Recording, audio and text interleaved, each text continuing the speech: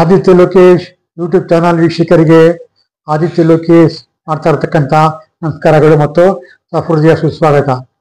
ಇಂದಿನ ನಮ್ಮ ಸಂಚಿಕೆಯಲ್ಲಿ ಶ್ರೀಮಾನ್ ಶಿವಬಸಪ್ಪ ಹೊರೆಯಾಲ ಅವರು ಸ್ಟುಡಿಯೋಗೆ ಬಂದಿದ್ದಾರೆ. ಅವರು ಪೊಲೀಸ್ ಇಲಾಖೆಯಲ್ಲಿ ಸುಮಾರು 33 ವರ್ಷಗಳ ಕಾಲ ಸೇವೆ ಸಲ್ಲಿಸಿದ್ದಾರೆ. ಆ ಸೇವೆ ಸಲ್ಲಿಸಿದ ಅವಧಿಯಲ್ಲಿ ಏನೇನು ಅನುಭವಗಳನ್ನ ಪಡೆದಿದ್ದಾರೆ ಅದನ್ನು ತಮಗೆ ಇವತ್ತು ತಿಳಿಯಪಡ್ತಾರೆ. ಮುಖ್ಯವಾಗಿ ಅವರ ಪರಿಚಯವನ್ನು ಇವತ್ತು ಮಾಡಿಕೊಟ್ಬಿಡ್ತೀವಿ. ಆ ಪರಿಚಯ ಆದ ತಕ್ಷಣನೇ ನೆಕ್ಸ್ಟ್ ಎಪಿಸೋಡಿಂದ ಅವರು ಯಾವ್ಯಾವ ಸ್ಥಳಗಳಲ್ಲಿ ಯಾವ್ಯಾವ ಹುದ್ದೆಗಳಲ್ಲಿ ಅಲಂಕರಿಸಿ ಏನೇನು ವಿಶೇಷ ಕಾರ್ಯಗಳನ್ನು ಮಾಡಿದ್ದಾರೆ, ಯಾವ ರೀತಿಯ ಸಮಾಜ ಸೇವೆ ಮಾಡಿದ್ದಾರೆ ಎಂಬುದನ್ನು ಅವರು ಡೀಟೇಲ್ ಆಗಿ ತಿಳಿಸ್ಕೊಡ್ತಾರೆ. ಬನ್ನಿ. ನಮಸ್ಕಾರ ಸರ್. ನಮಸ್ತೆ. ನಮ್ಮ ಆದಿತ್ಯ ಲೋಕೇಶ್ ಯೂಟ್ಯೂಬ್ ಚಾನಲ್ ಅವರಿಗೆ ತಮ್ಮ ಪರಿಚಯ ಮಾಡಿಕೊಡ್ತಾ ಇದ್ದೀವಿ. ಇವತ್ತು ತಮ್ಮ ಜೀವನದಲ್ಲಿ ಇರತಕ್ಕಂಥ ಅನುಭವಗಳನ್ನ ನಮ್ಗೆ ತಿಳಿಸ್ಕೊಡ್ಬೇಕು ಅಂತ ನಮ್ಮಲ್ಲಿ ವಿನಂತಿ ಮಾಡ್ಕೊಡ್ತಿದ್ದಾರೆ. ಹೇಳೋಣ ಮುಂದೆ ನನ್ನ ಪರಿಚಯ ಮಾಡಿಕೊಂಡು ನಮ್ಮ ಅನುಭವಗಳನ್ನೆಲ್ಲವನ್ನು ಮತ್ತೆ ನಾನು ರೀಕಲೆಕ್ಟ್ ಮಾಡ್ಕೊಳ್ತೇನೆ. ರೀಕಲೆಕ್ಟ್ ಮಾಡ್ಕೊಂಡು ಮುಂದಿನ ಇದರಲ್ಲಿ ಏನಾಗ್ಬೇಕು ಅನ್ನೋದನ್ನೆಲ್ಲ ಹೇಳ್ತೇನೆ. ನಾನು ಹೇಳ್ತೇನೆ. ಆರಂಭದಲ್ಲಿ ತಮ್ಮ ತಂದೆ ತಾಯಿಗಳು ಯಾರು? ನಮ್ಮ ತಂದೆ ಲಿಂಗಪ್ಪ, ತಾಯಿ ನಾಗಮ್ಮ. ಅವರ ವಿದ್ಯಾಭ್ಯಾಸ ಇಲ್ಲ, ರೈತ ಕುಟುಂಬ. ನಮ್ಮ ತಂದೆ 4ನೇ ತರಗತಿವರೆಗೆ ಅಷ್ಟೇ ಓದಿದ್ದು. ನಮ್ಮ ತಾಯಿಗೆ ವಿದ್ಯಾಭ್ಯಾಸ ಇಲ್ಲ. ರೈತ ಕುಟುಂಬದವರು ನಾವು. ನಮ್ಮ ತಂದೆಗೆ ನಾವು 3 ಜನ ಗಂಡು ಮಕ್ಳಿದ್ದೀವಿ. ಒಬ್ಳು ಹೆಣ್ಮಗಳು, ಕೊನೆಯವಳು. ನಾನೇ ಮೊದಲನೇ ಮಗ ನಮ್ಮ ತಂದೆಗೆ. ನಿಮ್ಮ ವಿದ್ಯಾಭ್ಯಾಸ ಎಲ್ಲ ಆಯ್ತು. ಮುಖ್ಯವಾಗಿ ನಿಮ್ಮ ತಂದೆ ತಾಯಿಗಳ ವಿದ್ಯಾಭ್ಯಾಸ ಏನಾಗಿದೆ? ನಮ್ಮ ತಂದೆ 4ನೇ ತರಗತಿ ಅಷ್ಟೇ ಓದದ್ದು. ತಾಯಿಗೆ ವಿದ್ಯಾಭ್ಯಾಸ ಇಲ್ಲ, ಅಲ್ಲಿದೆ ಅಷ್ಟೇನೆ.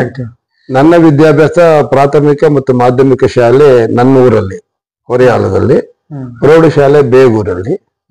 ನಂತರ PUC ಕಾಲೇಜು ಮಹಾರಾಜಾಸ್ ಕಾಲೇಜ್ ಮೈಸೂರಲ್ಲಿ, ಹಾಗೂ ಮೈಸೂರು ವಿಶ್ವವಿದ್ಯಾನಿಲಯದಲ್ಲಿ ನಾನು ಕನ್ನಡ ಇದರಲ್ಲಿ ಸ್ನಾತಕೋತ್ತರ. ಕಾಲೇಜಲ್ಲಿ ಎಲ್ಲಿ ವ್ಯಾಸಂಗ ಮಾಡಿದ್ರಿ? ಮಹಾರಾಜ ಕಾಲೇಜಲ್ಲಿ. ಏನ್ ಸಬ್ಜೆಕ್ಟ್? ನಾನು ಮಹಾರಾಜಾಸ್ ಕಾಲೇಜಲ್ಲಿ ಕನ್ನಡ, ಲಿಂಗ್ವಿಸ್ಟಿಕ್ಸ್, ಸೋಷಿಯಾಲಜಿ ತಗೊಂಡು ಡಿಗ್ರಿ ಮಾಡಿದೆ. ಮತ್ತೆ ಗಂಗೋತ್ರಿಯಲ್ಲಿ ಕನ್ನಡ MA ಮಾಡಿದೆ ಕನ್ನಡದಲ್ಲಿ. ಈ ಗಂಗೋತ್ರಿ MA ಮಾಡಾದ್ಮೇಲೆ ಆಮೇಲೆ ತಾವು ಯಾವ ವೃತ್ತಿಗೆ ತಾವು ಬಂದ್ರಿ?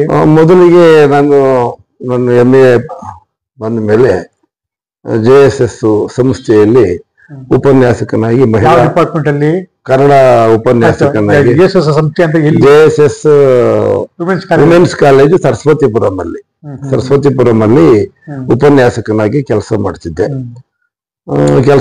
ಸೇವೆ ಮಾಡಿದಲ್ಲಿ ಅಲ್ಲಿ 1 ವರ್ಷ, ಒಂದೂವರೆ ವರ್ಷ ಅಷ್ಟೇನೆ ನಾನು ಸೇವೆ ಮಾಡಿದ್ದು. ನಾನು ಕೆಲಸಕ್ಕೆ ಸೇರಕ್ ಮೊದಲಿಗೆ ಸಬ್ ಇನ್ಸ್ಪೆಕ್ಟರ್ಗೆ ಅಪ್ಲಿಕೇಶನ್ ಹಾಕಿದ್ದೆ. ಇಲ್ಲಿಗೆ ಸಬ್ ಇನ್ಸ್ಪೆಕ್ಟರ್ ಪೋಸ್ಟ್ಗೆ. ಅಲ್ಲ, ಮುಖ್ಯವಾಗಿ ಮೊದಲೇ ಏಕಾಏಕಿ ನೀವು ಸಬ್ ಇನ್ಸ್ಪೆಕ್ಟರ್ ಪೋಸ್ಟ್ಗೆ ಅಪ್ಲಿಕೇಶನ್ ಹಾಕ್ಬಿಟ್ರ? ಅದ್ ಹೆಂಗೆ? ಅದೊಂದು ದೃಷ್ಟಾಂತ ತಿಳಿಸ್ಕೊಡಿ ನಮ್ಗೆ. ಏನಿಲ್ಲ, ನಾನು MA ಮಾಡಿ ಒಬ್ಬ ಒಳ್ಳೆ ಮಾಸ್ಟರ್ ಆಗ್ಬೇಕು ಅಂತ ಅಷ್ಟೇ ನನಗೆ ಆಸೆ ಇದ್ದದ್ದು. ನನಗೆ ಬೇರೆ ಯಾವ ಕೆಲಸದ ಬಗ್ಗೆನೂ ಆಸಕ್ತಿ ಇರಲಿಲ್ಲ. ಉಪನ್ಯಾಸಕನಾಗ್ಬೇಕು, ಮಕ್ಕಳಿಗೆ ಪಾಠ ಹೇಳ್ಬೇಕು, ಸಾಹಿತ್ಯದ ಬಗ್ಗೆ ಸ್ವಲ್ಪ ಆಗ್ಲೇ ನನಗೆ ಒಲವಿದ್ದಿದ್ರಿಂದ ಸಾಹಿತ್ಯದಲ್ಲಿ ಏನಾದ್ರು ಒಂದು ಸಾಧನೆ ಮಾಡ್ಬೇಕು ಅನ್ನೋ ಉದ್ದೇಶ ಇಟ್ಕೊಂಡು ನಾನು MA ಮಾಡಿದ್ದು. MA ಮಾಡಿ ಆದ್ಮೇಲೆ ಊರಲ್ಲಿದ್ದೆ. ನನ್ನ ತಂಗಿ ಗಂಡ, ಅವನು ನನ್ನ ಕ್ಲಾಸ್ಮೇಟೇನೆ. ಅವನಿಗೆ BSc ಮುಗಿಸ್ಕೊಂಡು ಕೆಲ್ಸಕ್ಕೆ ಸೇರಿದ. ನಾನು BA ಮುಗಿಸ್ಕೊಂಡು MA ಹೋದೆ. ನನ್ನ ತಂಗಿ ಕೊಟ್ಟು ಅವನು ಮದುವೆ ಮಾಡಿದ್ದೆ. ಅವನು ಸಬ್ ಇನ್ಸ್ಪೆಕ್ಟರ್ ಆಗ್ಬೇಕಂತ ಹೇಳಿ ಅಪ್ಲಿಕೇಶನ್ ಫಾರಂ ಅವನು ತಗೊಂಡ್ಬಂದಿದ್ದ.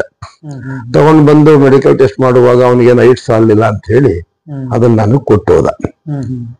ನನಗೆ ಕೊಟ್ಟು ಹೋದ್ಮೇಲೆ ನಾನು ಅದನ್ನ ನೋಡೋಣ ಅಂತ ಹೇಳಿ ಅದನ್ನೊಂದು ಅಪ್ಲಿಕೇಶನ್ ಎಲ್ಲ ಫಿಲ್ಅಪ್ ಮಾಡಿ, ಫಾರ್ಮಾಲಿಟೀಸ್ ಎಲ್ಲ ಅಬ್ಸರ್ವ್ ಮಾಡಿ ಫಿಲ್ಅಪ್ ಮಾಡಿ ಕೊಟ್ಟೆ. ಕೊಟ್ಟಾದ್ಮೇಲೆ ರಿಟರ್ನ್ ಟೆಸ್ಟ್ ಬಂತು, ಬರ್ದೆ, ಪಾಸ್ ಆಯ್ತು. ಆಮೇಲೆ ಸ್ಪೀಕಿಂಗ್ ಟೆಸ್ಟ್ ಮತ್ತೆ ಇದು ಫಿಸಿಕಲ್ ಎಫಿಷಿಯನ್ಸಿ ಟೆಸ್ಟ್ ಆಯ್ತು. ಆಮೇಲೆ ಇಂಟರ್ವ್ಯೂ ಬಂತು. ಇಂಟರ್ವ್ಯೂ ಬರೋ ಅಷ್ಟರಲ್ಲಿ ನಾನು ಲೆಕ್ಚರ್ ಆಗಿದ್ದೆ, ಉಪನ್ಯಾಸಕನಾಗಿದ್ದೆ. ಅಲ್ಲೇ ಪಾಠ ಮಾಡೋ ಅಷ್ಟರಲ್ಲಿ ಅವನು ಸೆಲೆಕ್ಷನ್ ಆಗಿ ನನಗೆ ಆರ್ಡರ್ಸ್ ಬಂತು. 81ಕ್ಕೆ ನಾನು 1981 ಸೆಪ್ಟೆಂಬರ್ ಅಲ್ಲಿ ಪೊಲೀಸ್ ಟ್ರೈನಿಂಗ್ ಕಾಲೇಜಿಗೆ ತರಬೇತಿಗೆ ಸೇರಿದೆ. ಅಲ್ಲ, ನೀವು ಆಲ್ರೆಡಿ ನೀವು MA ಮಾಡ್ಬಿಟ್ಟು JSS ವುಮೆನ್ಸ್ ಕಾಲೇಜ್ ಲೆಕ್ಚರರ್ ಆಗಿದ್ರು ಕೂಡ ಮತ್ತೆ ಪೊಲೀಸ್ ಹುದ್ದೆಗೆ ಅಪ್ಲಿಕೇಶನ್ ಯಾಕೆ ಹಾಕಿದ್ರಿ? ನಾನು ಲೆಕ್ಚರ್ ಆಗಕ್ಕೂ ಮೊದಲೇ ಅಪ್ಲಿಕೇಶನ್ ಹಾಕಿದ್ದೆ. ಆಯ್ತು, ಎರಡೆರಡು ಕಡೆಗೆ ನೀವು ತಾವು ಯಾಕೆ ನಾನು ಮೊದಲು ಲೆಕ್ಚರ್ ಆಗಿದ್ದೆ. ನಾನು ಮೊದಲು ಅಪ್ಲಿಕೇಶನ್ ಹಾಕಿದ್ದೆ. ನನಗೆ ಏನು ಕೆಲಸ ಇರ್ಲಿಲ್ಲ. MA ಮುಗಿಸ್ಕೊಂಡು ಊರಿಗೆ ಹೋದಾಗ ನಾನು ನಿರುದ್ಯೋಗಿ. ಆಗ ಕಾಲ್ ಮಾಡಿದ್ರು ಸಬ್ ಇನ್ಸ್ಪೆಕ್ಟರ್ ಪೋಸ್ಟ್ಗೆ. ಅದನ್ನ ನನ್ನ ತಂಗಿ ಗಂಡ ಮಾದೇವಪ್ಪ ಅಂತ ಹೇಳಿ ಅವನು FDC ಆಗಿದ್ದ. ಅವನು ಅರ್ಜಿ ತಗೊಂಡು ಅಪ್ಲಿಕೇಶನ್ ತಗೊಂಡು ಅವನು ಹೈಟ್ ಸಾಲಿಲ್ಲ ಅಂತ ನನಗ್ ಕೊಟ್ಟೋದ. ಅದಾಯ್ತು. ನೀವು MA ಅಪ್ಲಿಕೇಶನ್ ಹಾಕಿದ್ರೆ ನಿಮ್ಗೆ ನಾನು ಅಪ್ಲಿಕೇಶನ್ ಹಾಕಿ ನಾನು ಗ್ರಾಜುಯಲ್ ಆಗಿ ಅಟೆಂಡ್ ಮಾಡ್ತಾ ಇದ್ದೆ. ರಿಟರ್ನ್ ಟೆಸ್ಟ್ ಅಟೆಂಡ್ ಮಾಡಿದೆ, speaking test, viva, physical efficiency test attend ಮಾಡಿದೆ. ಅಷ್ಟರಲ್ಲಿ ಕಾಲೇಜಲ್ಲಿ ಸ್ವಾಮಿಗಳು ನನಗೆ ರಾಜೇಂದ್ರ ಸ್ವಾಮಿಗಳು ನನಗೆ ಕರೆದ್ಬಿಟ್ಟು ಉಪನ್ಯಾಸಕ ಹುದ್ದೆಯನ್ನ ಕೊಟ್ಟಿದ್ರು. ನನಗಿನ್ನೂ ಸೆಲೆಕ್ಷನ್ ಆಗಿರ್ಲಿಲ್ಲ. ಅಲ್ಲಿ ಉಪನ್ಯಾಸಕನ ಕೆಲಸ ಮಾಡ್ತಾ ಇರ್ಬೇಕಾದ್ರೆ ಇಂಟರ್ವ್ಯೂಗೆ ಬಂತು. ಇಂಟರ್ವ್ಯೂಗೆ ಬಂದಾಗ ಇಂಟರ್ವ್ಯೂ ಮಾಡಿದ ನಂತರ ನಾನು ಸೆಲೆಕ್ಷನ್ ಆಗಿ ಬಂದೆ. ಆಮೇಲೆ ಸ್ವಾಮೀಜಿಗಳ ಹತ್ರ ಹೋದೆ. ನನಗೆ ಭಯ ಇತ್ತು. ಆಕ್ಚುಯಲ್ ಆಗಿ ನನಗೆ ಸಬ್ ಇನ್ಸ್ಪೆಕ್ಟರ್ ಕೆಲ್ಸಕ್ಕೆ ಬರ್ಲಿಕ್ಕೆ ಭಯ ಇತ್ತು. ನೋಡ್ತಿದ್ವಲ್ಲ, ಅಲ್ಲಿ ಸಸ್ಪೆಂಡ್ ಆದ, ಡಿಸ್ಮಿಸ್ ಆದ, ಒಂದು ಗ್ಯಾರಂಟಿ ಇಲ್ಲ ಅಂತ ಹೇಳಿ ಸ್ವಲ್ಪ ಭಯ ಇತ್ತು. ಮತ್ತೆ ನನಗೆ ಆಸಕ್ತಿನೂ ಇರ್ಲಿಲ್ಲ. ಸ್ವಾಮೀಜಿಯವ್ರು ಕೇಳ್ಕೊಂಡೆ ಇಲ್ಲೇ ಇರ್ತೀನಿ ಅಂತ ಹೇಳಿ. ಅವರು ಪೆದ್ದ ಸರ್ಕಾರಿ ಕೆಲಸ, ಸಾಮಾನ್ಯವಾಗಿ JSS ಸ್ವಾಮೀಜಿಗಳು ಯಾರನ್ನು ಬಿಟ್ಕೊಡಲ್ಲ. ಅವ್ರು ಹೇಳಿದ್ರು, ಪೆದ್ದ ಸರ್ಕಾರಿ ಕೆಲಸ ಸಿಕ್ಕಿತೆ, ಹೋಗ್ಬಿಡಪ್ಪ, ಇಲ್ಲಿ ಯಾರಿಗಾರು ನಾವು ಬೇರೆ ಕೊಟ್ಕೋತೀವಿ, ಸರ್ಕಾರಿ ಕೆಲಸ ಸಿಗೋದು ಕಷ್ಟ, ಅದರಲ್ಲೂ ಸಬ್ ಇನ್ಸ್ಪೆಕ್ಟರ್ ಕೆಲಸ ನಿಂಗೆ ನಿರಾಯಾಸವ ಸಿಕ್ಕಿದೆಯಲ್ಲಪ್ಪ, ಲಂಚ ಇಲ್ಲ, ರುಷವತ್ ಇಲ್ಲ, ಹಂಗೆ ಸಿಕ್ಕಿದೆಯಲ್ಲ, ನಿನಗೆ ಹೋಗಪ್ಪ. ಅವ್ರ ಆಶೀರ್ವಾದ ತಗೊಂಡು ಯಾವಾಗ್ಲೂ ಹೇಳುದು, ನನ್ ಭಯ ಆಗ್ತದೆ, ನಾನಿದ್ದೀನಿ, ಹೋಗು, ನಿಷ್ಠೆಯಿಂದ ಕೆಲಸ ಮಾಡು, ತೊಂದರೆ ಆಗೋದಿಲ್ಲ, ವೃತ್ತಿಗೆ ದ್ರೋಹ ಮಾಡಬೇಡ ಅಂತ ಒಂದು ಮಾತು ಹೇಳಿದ್ರು ಅವರು ನನಗೆ. ಅವಾಗ ನೀವ್ ಹೇಳಿದ್ರೆ ನಾನು MA ಮಾಡ್ಬಿಟ್ಟು ಮಕ್ಳಿಗೆ ಪಾಠ ಮಾಡ್ಬೇಕು ಅಂತ ತುಂಬಾ ಆಸಕ್ತಿ ಇತ್ತು. ಇದಕ್ಕೆ ಲೆಕ್ಚರ್ ಆಗಿ ವರ್ಕ್ ಮಾಡ್ತಾ ಇದ್ದೆ ಅಂತಂದ್ರೆ, ಆಮೇಲೆ ಪೊಲೀಸ್ ಇಲಾಖೆಗೆ ಬಂತು, ಸೆಲೆಕ್ಟ್ ಆದ್ರಿ. ಇಲ್ಲಿ ಯಾವ್ದು ಸೆಲೆಕ್ಟ್ ಮಾಡಕ್ಕೆ ನಿಮ್ಗೆ ಆಸಕ್ತಿ ಉಂಟಾಯ್ತು ನಿಮ್ಗೆ? ನನಗೆ ಅವತ್ತಿಗೆ ಇದು ಪಾರ್ಟ್ ಟೈಮ್, ಟೆಂಪರರಿ, ಅದು ಮುಖ್ಯ. ಇದು ಟೆಂಪರರಿ. ನನಗೆ ಆಗ್ಲೂ ಒಮ್ಮೆ ನಾನು ಸ್ಪೀಕಿಂಗ್ ಟೆಸ್ಟ್ ಹೋದಾಗ SLS ಮೂರ್ತಿ ಅವರು ಅಂತ DIG ಸಾಹೇಬ್ರು ಇದ್ರು, ಸಾಹೇಬ್ರು ನನ್ ಕೇಳಿದ್ರು, ನಿನ್ ಕ್ವಾಲಿಫಿಕೇಶನ್ ಏನಪ್ಪ, ಹಿಂಗೆ MA ಅಕಾಡೆಮಿಕ್ ಕ್ವಾಲಿಫಿಕೇಶನ್ ಇಟ್ಕೊಂಡು ನೀನ್ ಯಾಕೆ ಸಬ್ ಇನ್ಸ್ಪೆಕ್ಟರ್ ಆಗಕ್ ಬರ್ತೀಯ ಅಂತ ಹೇಳಿದ್ರು. ಅವತ್ತು ಆಕ್ಚುಲಿ ವೈವಾ ಟೆಸ್ಟ್ ಓದಿದ ದಿನ ಕಾಲೇಜಿಯೇಟ್ ಎಜುಕೇಶನ್ ಡೈರೆಕ್ಟರ್ ಅವರು ಕಾಲ್ ಮಾಡಿದ್ರು ಲೆಕ್ಚರ್ ಪೋಸ್ಟ್ಗೆ. ಅದಕ್ಕೂ ಅಪ್ಲಿಕೇಶನ್ ಫಿಲ್ ಅಪ್ ಮಾಡಿ ಬ್ಯಾಗಲ್ಲಿ ಇಟ್ಕೊಂಡು ಬಂದಿದ್ದೆ ನಾನು. ಆಗ ಸಾರಿಗೆ ತೋರಿಸ್ದೆ ನಾನು, ಆ ಅಪ್ಲಿಕೇಶನ್ ತಂದಿದ್ದೇನೆ, ನಾನು ಲೆಕ್ಚರ್ ಆಗ್ಬೇಕು ಅಂತೇನೆ ನನಗೆ ಆಸೆ. ಹೊಟ್ಟೆಪಾಡು, ಮೊದಲಿಗೆ ಯಾವ ಕೆಲಸ ಸಿಗುತ್ತೆ, ಆ ಸರ್ಕಾರಿ ಕೆಲಸ ಯಾವ ಸಿಗುತ್ತೆ ಅದಕ್ಕೆ ಹೋಗ್ತೀನಿ ಅಂತ ಹೇಳಿದ್ದೆ ನಾನು, ಅಷ್ಟೇ. ಬಟ್ ನನಗೆ ಆಸೆ ಇದ್ದದ್ದು ಒಳ್ಳೆ ಮಾಸ್ಟರ್ ಆಗ್ಬೇಕು, ಸಾಹಿತ್ಯ ಮಾಡ್ಬೇಕು. ಬಟ್ ನನ್ನ ಫೇಟ್ ಇದ್ದದ್ದು ಸಬ್ ಇನ್ಸ್ಪೆಕ್ಟರ್ ಆಗಿ ಸೆಲೆಕ್ಟ್ ಆಗಿಲ್ಲ. ಆಸೆ ಇದ್ದಿದ್ದೀರಿ ಸರಿ, ಆದ್ರೆ ಜೀವನಕ್ಕೆ ಆಧಾರವಾಗಿರ್ತಕ್ಕಂಥ ಒಂದು ಪರ್ಮನೆಂಟ್ ಆಗಿರ್ತಕ್ಕಂಥ ವೃತ್ತಿ ಬೇಕಿತ್ತು. ಹೊಟ್ಟೆಪಾಡು, ಹಳ್ಳಿಯಿಂದ ಬಂದವರು ನಾವು, ಓದಿದವರು. ಆ ಕಾಲಕ್ಕೆ ಕೆಲಸ ಅಂತ ಹೇಳುವಾಗ ಎಲ್ಲರಿಗೂ ಆಶ್ಚರ್ಯ ಆಯ್ತು, ನಮ್ಮ ಸಂಬಂಧಿಗಳಿಗೆ, ಸ್ನೇಹಿತರಿಗೆ, ಎಲ್ರಿಗೂ ಆಶ್ಚರ್ಯ. ನೀನ್ ಹೆಂಗೆ ನಿಂಗೆ ಸಬ್ ಇನ್ಸ್ಪೆಕ್ಟರ್ ಕೆಲಸ ಸಿಕ್ತು, ಯಾರಿಗೆ ಹೇಳ್ಕೊಂಡಿಲ್ಲ, ದುಡ್ಡು ಕೊಟ್ಟಿಲ್ಲ, ಏನಿಲ್ಲ, ಹೆಂಗ್ ಸಿಕ್ತು ನಿನಗೆ? ಭಗವಂತನ ಕೃಪೆ, ಯಾವ ಕಾಲದ ಪುಣ್ಯನೋ ಸಿಕ್ಕಿದೆ ಅಂತ ಅನ್ಕೊಂಡೆ ನಾನು, ಅಷ್ಟೇ. ಒಂದು ಮಾತಿದೆ, ಒಂದು ಎಲ್ಲಿಗೆ ಯಾರಿಗೆ ಋಣ ಇದೆ ಅಲ್ಲಿ ಕರ್ಕೊಂಡು ಹೋಗೋಕೆ ಅಂತ ಹೇಳ್ತಾರೆ. ಇರ್ಬೋದು. ನೀವು ಆಸೆ ಪಟ್ಟಿದ್ದು ಶಿಕ್ಷಕ ವೃತ್ತಿ ಆಸೆ ಪಟ್ರಿ, ಲೆಕ್ಚರ್ ವೃತ್ತಿ ಆಸೆ ಪಟ್ರಿ, ಅದ್ರ ಸಿಕ್ಕಿದ್ದು ಪೊಲೀಸ್ ಇಲಾಖೆ ಸಿಕ್ತು ನಿಮ್ಗೆ. ಅದು ನಿಮ್ಗೆ ಜೀವನಕ್ಕೆ ಆಧಾರವಾಗಿರ್ತಕ್ಕಂಥ ಪೋಸ್ಟ್ ಸಿಕ್ತು, ಅದಕ್ಕೆ ನೀವು ಪೊಲೀಸ್ ಕೆಲ್ಸಕ್ಕೆ ತಾವು ಹೋದ್ರಿ. ಫಸ್ಟ್ ಎಷ್ಟು ಇಸ್ವಿ ತಮ್ಗೆ ಪೊಲೀಸ್ ಕೆಲಸದಲ್ಲಿ ನೇಮಕ ಆಯ್ತು? ನಾನು 1981ನೇ ಇಸ್ವಿ ಸೆಪ್ಟೆಂಬರ್ 7ನೇ ತಾರೀಕು ತರಬೇತಿಗಾಗಿ ಮೈಸೂರು ಪೊಲೀಸ್ ಕಾಲೇಜ್ ಟ್ರೈನಿಂಗ್ ಕಾಲೇಜಿಗೆ ಸೇರ್ಕೊಂಡ್ವಿ. ಅಲ್ಲಿ 1 ವರ್ಷ ತರಬೇತಿ ಪಡೆದ್ವಿ. ಅದಾದ ನಂತರ ಮತ್ತೆ ನಮಗೆ ಇನ್ನೊಂದು ವರ್ಷ ಪೊಲೀಸ್ ಠಾಣೆಯಲ್ಲಿ, ಪಾಂಡವಪುರ ಠಾಣೆಯಲ್ಲಿ ತರಬೇತಿ ಕೊಟ್ರು. ಅದಾದ ನಂತರ ನನಗೆ ಹಾಸನ ಜಿಲ್ಲೆ ಕೊಣನೂರಲ್ಲಿ ಇಂಡಿಪೆಂಡೆಂಟ್ ಆಗಿ ಸಬ್ ಇನ್ಸ್ಪೆಕ್ಟರ್ ಅಂತ ನಮ್ಗೆ ನೇಮಕ ಮಾಡಿ ಕಳಿಸ್ಕೊಟ್ರು. ಅಲ್ಲಿ 4 ವರ್ಷ ಕೆಲಸ ಮಾಡಿದೆ ನಾನು. ಆಯ್ತು, ತಮ್ಗೆ ಯಾವಾಗ ವಿವಾಹ ಬಂಧನಕ್ಕೆ ಒಳಪಟ್ರಿ ತಾವು? ನಾನು 84 ಮೇ ತಿಂಗಳಲ್ಲಿ, 1984 ಮೇ ಕೆಲಸ ಸಿಕ್ಬಿಟ್ಟಿತ್ತು ಅಲ್ಲಿ ಕೆಲಸ. ಅದೇ ನಾನು 83ರಲ್ಲಿ ಇಂಡಿಪೆಂಡೆಂಟ್ ಪೋಸ್ಟಿಂಗ್ ಹೋದೆ. 84ಕ್ಕೆ ನನ್ನ ಮದುವೆ ಆಯ್ತು. ತಮ್ಗೆ ಎಷ್ಟು ಜನ ಮಕ್ಕಳು? ತಮ್ಗೆ? ನನಗೆ 2 ಮಕ್ಕಳು, ಒಬ್ಬ ಮಗಳು, ಒಬ್ಬ ಮಗ. ಮಗಳು ದೊಡ್ಡವಳು, ಅವಳು BA ಮಾಡಿದ್ಲು, ಅವಳು ಮದುವೆ ಮಾಡಿದ್ದೇನೆ. ಅವರು ಬೆಂಗಳೂರಲ್ಲಿ ಇದ್ದಾರೆ, ಅವರ ಗಂಡ ನಮ್ಮ ಬೀಗರು ರಿಟೈರ್ಡ್ ಸೆಷನ್ ಜಡ್ಜ್ ಆಗಿ ರಿಟೈರ್ಡ್ ಆಗಿದ್ರು. ಅವ್ರ ಮಗ ಮದುವೆ ಮಾಡಿದ್ವಿ. ಇವಾಗ ಏನ್ ಮಾಡ್ತಾ ಇದ್ರಿ? ನಿಮ್ಮ ಮಕ್ಕಳೆಲ್ಲ ಏನ್ ಆ ಮಾಡ್ತಾರೆ? ಮಗಳು ಮನೆಯಲ್ಲೇ ಇದ್ದಾಳೆ, ಗೃಹಿಣಿ ಆಗಿದ್ದಾಳೆ, ಅಳಿಯ ಕೆಲಸ ಮಾಡ್ತಾನೆ. ನನ್ನ ಮಗ M.Tech ಮಾಡಿದ್ದ, ಅವನು ಸಿನಾಪ್ಸಿಸ್ ಕಂಪನಿಯಲ್ಲಿ ಈಗ ಮ್ಯಾನೇಜರ್ ಆಗಿದ್ದಾನೆ ಬೆಂಗಳೂರಲ್ಲಿ. ಅವನಿಗೂ ಮದುವೆ ಮಾಡಿದ್ದೀನಿ, ಅವನಿಗೂ ಒಬ್ಳು ಮಗಳಿದ್ದಾಳೆ, ಸಣ್ಣದು ಪಾಪು. ಆಮೇಲೆ ತಾವು ಹೇಳಿದ್ರಿ ಈ ಕಲೆ ಸಾಹಿತ್ಯ ನಾಟಕ ಎಲ್ಲ ಆಸಕ್ತಿ ಊಟ ಆಗತ್ತೆ ಅಂದು. ಯಾವಾಗಿಂದ ಈ ಕಲೆ ಸಾಹಿತ್ಯ ನಿಮ್ಗೆ ಹೊರಗೆ ಬಂತು ನಿಮ್ಗೆ? ನನಗೆ ಬಹುಶಃ ನನ್ನ ನೆನಪಿಗೆ ಇರುವ ಹಾಗೆ ನಾನು 9ನೇ ತರಗತಿಯಲ್ಲಿ ಇರುವಾಗ ರೇಷ್ಮೆ ಹುಳು ಬಗ್ಗೆ ಒಂದು ಕವನ ಬರೆದಿದ್ದೆ. ಅದು ಸಿರಿಲು ಬಗ್ಗೆ, ರೇಷ್ಮೆ ಹುಳು ಬಗ್ಗೆ. ಅದು ಕವನ ಸಿಕ್ಲಿಲ್ಲ, ಎಲ್ಲೋಯ್ತೋ ಗೊತ್ತಿಲ್ಲ. ಅದಾದ ನಂತರ ಸ್ಕೂಲಲ್ಲಿ ಒಂದೆರಡು ಬರೆದಿದ್ದು ಅಷ್ಟೇ. ಅದೇನೋ ಒಂದು ಸಿನಿಮಾ ಹಾಡು ಟೈಪ್ ಒಂದು ಬರೆದಿದ್ದೆ ಸುಮ್ಮನೆ ಖುಷಿಗೆ, SSLC ಇರುವಾಗ. ಅದಾದ ನಂತರ PUC ಆದ್ಮೇಲೆ ಕವನಗಳು ಬರೆದೆ. ಕವನಗಳು ಬರೀತಾ ಬಂದಾಗ ನನಗೆ ಮಳಲಿ ವಸಂತ ಕುಮಾರ್ ಅವರು ನನ್ನ ಇರುವಾಗ ನಂದೊಂದು ಕವನ ಚಕ್ರ ಅಂತ ಹೇಳಿ ಮಹಾರಾಜ ಕಾಲೇಜ್ ಮ್ಯಾಗಝೀನ್ ಅಲ್ಲಿ ಹೆಚ್ಚಾಯ್ತು. ಮಹಾರಾಜ ಕಾಲೇಜ್ ಮ್ಯಾಗಝೀನ್ಗೆ ನನ್ನ ಪ್ರಕಟ ಆಯ್ತು. ಮಳಲಿ ವಸಂತ ಕುಮಾರ್ ಅಂತ ನಮ್ಮ ಗುರುಗಳಿದ್ದು, ಅವ್ರು ಅದನ್ನ ನನ್ನ ಕವನ ಕೊಟ್ಟೆ, ಇದನ್ನ ನಾನು ಮ್ಯಾಗಝೀನ್ಗೆ ಹಾಕ್ತೀವಿ ಅಂತ ಹೇಳಿ ಎಲ್ಲ ಹಾಕ್ಸಿದ್ದೆ. GG ಮಂಜುನಾಥ್ ಅಂತ ಹೇಳಿ ಇದ್ರು ಗುಂಡ್ಲುಪೇಟೆ ಅವರು. ಅವರು ಕೌಟಿಲ್ಯ ಅಂತ ಒಂದು ಮ್ಯಾಗಝೀನ್ ಮಾಡಿದ್ರು ನಮ್ಮ ಗುಂಡ್ಲುಪೇಟೆ ತಾಲೂಕು ಸಂಬಂಧ. ಅದರಲ್ಲಿ ನಂದು ನಮ್ಮೂರ ಓಂಕಾರ ಸಿದ್ದೇಶ್ವರ ಬಗ್ಗೆ ಲೇಖನ ಇಲ್ಲ ಕವನ ಬರ್ತಿದ್ದೆ. ಅದು ಒಂಥರ ಷಟ್ಪದಿ ಟೈಪ್ ಅಲ್ಲಿ ಬರ್ತಿದ್ದೆ. ಅದನ್ನ ಅವರು ಅಲ್ಲಿ ಅದನ್ನ ಹಚ್ಚಾಕಿದ್ರು. ಅದಾದ ನಂತರ ನಾನು ಕಾಲೇಜಲ್ಲಿ ಓದುವಾಗ, ಗಂಗೋತ್ರಲ್ಲಿ ಇರುವಾಗ ಒಂದೊಂದೊಂದೊಂದು ಅವಾಗ ಕವನಗಳನ್ನೆಲ್ಲ ಬರೀತಿದ್ದೆ, ಬರೆದು ಇಟ್ಕೊತಿದ್ದೆ. ನನಗೆ ಮಂಗಳೂರಲ್ಲಿ ಒಮ್ಮೆ ನಾನು MA ಮಾಡುವಾಗ, ನಾನು ಮಂಗಳೂರು ಮಂಗಳ ಗಂಗೋತ್ರಿಯಲ್ಲಿ ಮೈಸೂರು ಯೂನಿವರ್ಸಿಟಿ ಮಂಗಳೂರಲ್ಲಿ MA ಮಾಡಿದ್ದು ನಾನು. ರೋಶಿನಿ ನಿಲಯದವರು ಬಡ್ಡಿಂಗ್ ಪೊಯಿಟ್ರಿ ಕಾಂಪಿಟೇಷನ್ ಇಟ್ಟಿದ್ರು. ಆವಾಗ ನನಗೆ 2ನೇ ಬಹುಮಾನ ಬಂತು ನನ್ನ ಕವನಕ್ಕೆ. ಅಲ್ಲಿ ಪೊಯಿಟ್ರಿ ಕಾಂಪಿಟೇಷನ್ ಅಲ್ಲಿ 2ನೇ ಬಹುಮಾನ ಬಂತು ನನಗೆ. ಆವಾಗ ಹಾಗೆ ಬರ್ಕೊಂಡಿದ್ದೆ, MA ಮುಗಿಯವರೆಗೂ ಹಾಗೆ ಬರ್ಕೊಂಡು. ನಿಮ್ಗೆ ಹುಟ್ಟಿದಾಗಿಂದ ನಿಮ್ಗೆ ಕವನ ಸಾಹಿತ್ಯದ ಬಗ್ಗೆ ತುಂಬಾ ಆಸಕ್ತಿ ಇತ್ತು. ನಿಮ್ಗೆ MA ಮಾಡಿದ್ಮೇಲೆ ಕನ್ನಡ MA ಮಾಡಿದ್ರೆ ತುಂಬಾ ಅದಕ್ಕೆ ಸಪೋರ್ಟಿಂಗ್ ಆಯ್ತು. ಅದಕ್ಕೆ ಬಹುಶಃ ನಾನು ಓದಿದ್ರಿಂದ ಅದರ ವಾಕ್ಯ ರಚನೆಯ ಬಗ್ಗೆ ಆಗ್ಲಿ, ಛಂದಸ್ಸು, ವ್ಯಾಕರಣನೋ ಇನ್ನೊಂದಕ್ಕೆ ಅದು ನನಗೆ ಬಹುಶಃ ನನ್ನ ಒಳಗಡೆ ಇದ್ದದ್ದಕ್ಕೆ ಮೆರುಗು ಕೊಡ್ಲಿಕ್ಕೆ ನಾನು ಓದಿದ್ದು ಅನುಕೂಲ ಆಯ್ತು ಅಂತ ನಾನು ಅಂದ್ಕೊಂಡಿದ್ದೇನೆ. ಈ ಕವನಗಳನ್ನ ಪ್ರಕಟಣೆ ಪುಸ್ತಕ ಮಾಡಿ ಪ್ರಕಟಣೆ ಮಾಡಿದೆ. ನಾನು ಹಂಗೆ ಇಟ್ಕೊಂಡಿದ್ದೆ. ಕೆಲಸಕ್ಕೆ ಸೇರಿದ ಮೇಲೆ ಎಲ್ಲೆಲ್ಲ ಟ್ರಾನ್ಸ್ಫರ್ ಆದರೂ ನಾವು ಹೊತ್ಕೊಂಡು ಹೋಗ್ತಿದ್ದೆ, ಎಲ್ಲ ಬರ್ದಿರೋದೆಲ್ಲ. ಸರ್ಕಲ್ ಇನ್ಸ್ಪೆಕ್ಟರ್ ಆಗೋವರೆಗೂ ನಾನು ಯಾವ್ದು ಪುಸ್ತಕ ಬಿಡುಗಡೆ ಮಾಡೋದು ಅದು ಮಾಡಕ್ ಹೋಗ್ಲಿಲ್ಲ. ಯಾಕೆ ಅಂತಂದ್ರೆ ನಾನೇ ಅದರಲ್ಲಿ ನನ್ನ ಬಗ್ಗೆನೆ ಒಂದು ವಚನ ಇದೆ, ಆಮೇಲೆ ವಚನ ಬರ್ದೆ. ವೃತ್ತಿಗೆ ಪ್ರವೃತ್ತಿಯನ್ನು ಒತ್ತೆ ಇಟ್ಟಿದ್ದರವ ಯೋಜಕ ಅಂತ. ವೃತ್ತಿಗೆ ನನ್ನ ಪ್ರವೃತ್ತಿ ಬಾಧಕ ಆದ್ರೆ ಅವನು ಬಾಧಕ ಅಂತ ಒಂದು ವಚನ ಬರ್ದಿದ್ದೆ ನಾನು. ಅದಾದ ಹಾಗಾಗಿ ನಾನು ವೃತ್ತಿಗೆ ದ್ರೋಹ ಮಾಡಬಾರದು ಅಂತ ಹೇಳಿ ಅಲ್ಲಲ್ಲಿ ಕವನಗಳು ಬರಿತಾ ಇದ್ನಲ್ಲ. ಯಾವಾಗ್ಲಾರು ಮನಸ್ಸು ಬಂದಾಗ, ಪೂರ್ತಿ ಬಂದಾಗ ಬರೆದು ನೋಟ್ ಮಾಡಿ ಒಂದ್ ಕಡೆ ಡೈರಿಯಲ್ಲಿ ಬರೆದು ಇಡ್ತಿದ್ದೆ. ನಾನು ಸರ್ಕಲ್ ಇನ್ಸ್ಪೆಕ್ಟರ್ ಆಗಿ KM ದೊಡ್ಡಿಗೆ ಹೋದ್ಮೇಲೆ ಸ್ವಲ್ಪ ನನಗೆ ಬಿಡು ಸಿಕ್ತು ಅಂತ ಅನ್ನಿಸಿದ್ಮೇಲೆ ಮಂಡ್ಯ ಸ್ನೇಹಿತರು ನಮ್ಮ ಕೃಷ್ಣ ಸ್ವರ್ಣಸುಂದರ ಅಂತ ಇದ್ದಾರೆ, ಅವರು ನಮ್ಮ ಕವನಗಳು ನೋಡಿ, ಸರ್ ನಾವು ನಮ್ಮ ಸಾಹಿತ್ಯ ಪರಿಷತ್ತಿಂದ ಇದನ್ನ ಬಿಡುಗಡೆ ಮಾಡ್ತೀವಿ ಸರ್, ಕೊಟ್ಟೆ ನಾನು ಅವರಿಗೆ. ಅದಕ್ಕೆ ಸಾವಿರದ ಗೀತೆ ಅಂತ ನಮ್ಮ ಮೊಟ್ಟ ಮೊದಲ ಪ್ರಕಟವಾದ ಕೃತಿ ನಂದು. 1000ದ ಗೀತೆ 1997-98 ಇರಬೇಕು. ನಾನು ಇನ್ಸ್ಪೆಕ್ಟರ್ ಆದ್ಮೇಲೆ ಮಾಡಿದ್ದು ಅದು. 2000 ಆಜುಬಾಜಲ್ಲಿ ಮೊದಲ ಪ್ರಕಟಿತ ಕೃತಿ.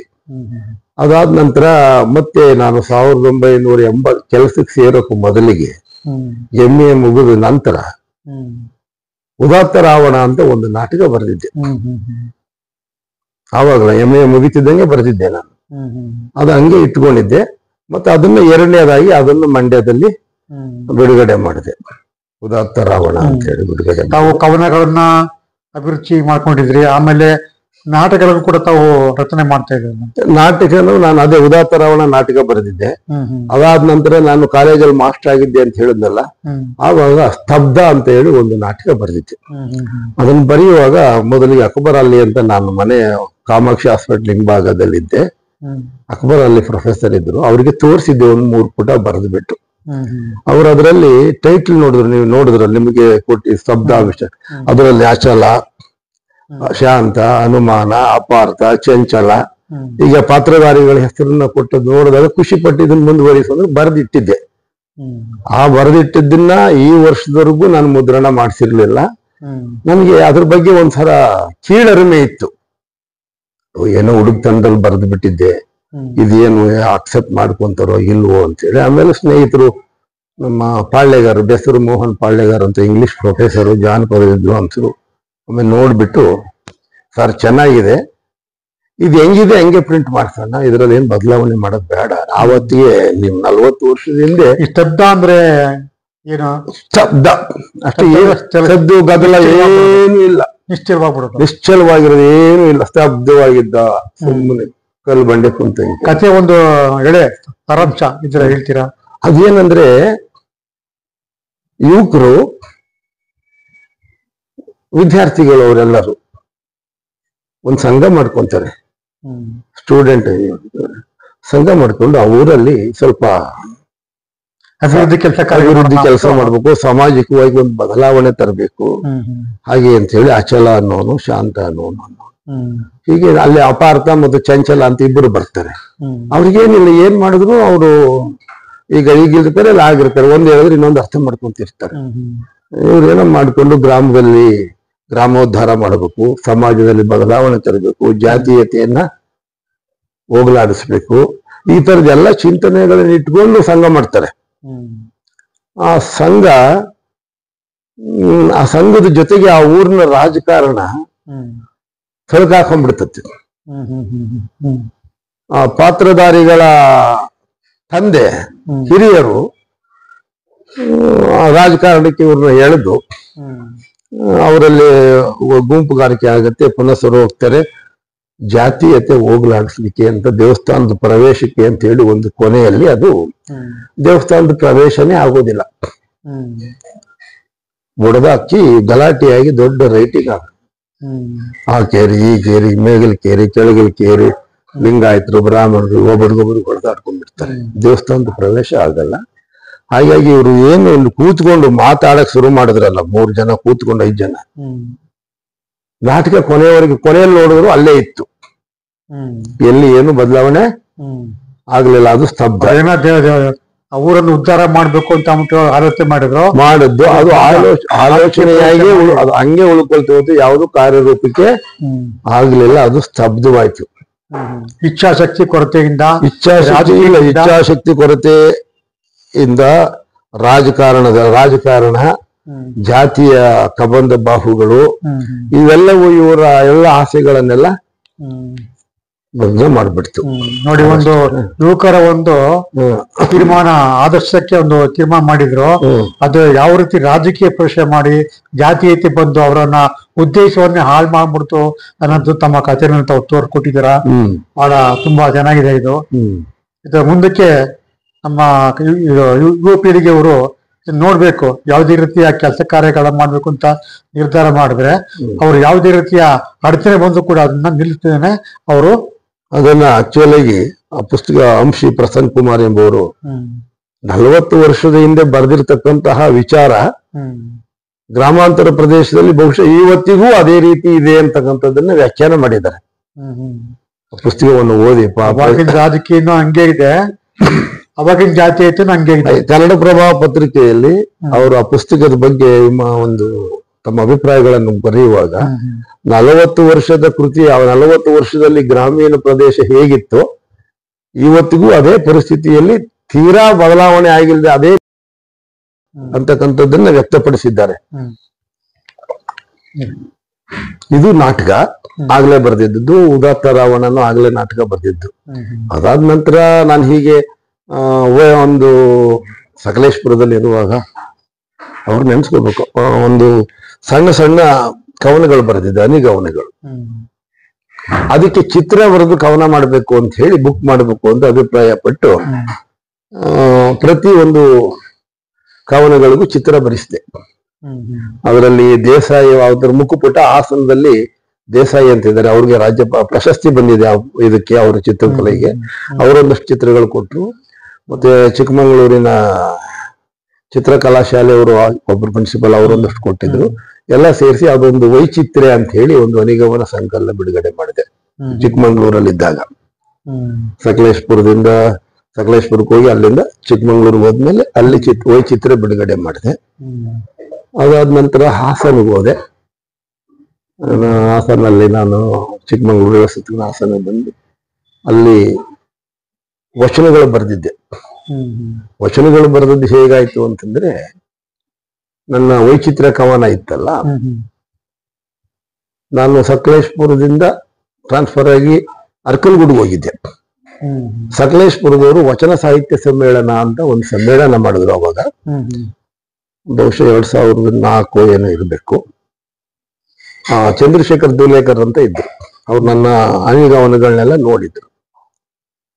ಹುಡುಗರು ನನ್ನನ್ನು ವಚನ ಸಾಹಿತ್ಯ ಗೋಷ್ಠಿಗೆ ವಚನ ಓದ್ಲಿಕ್ಕೆ ಹಾಕ್ಬಿಟ್ಟು ನನಗೆ ಫೋನ್ ಮಾಡಿದ್ರು.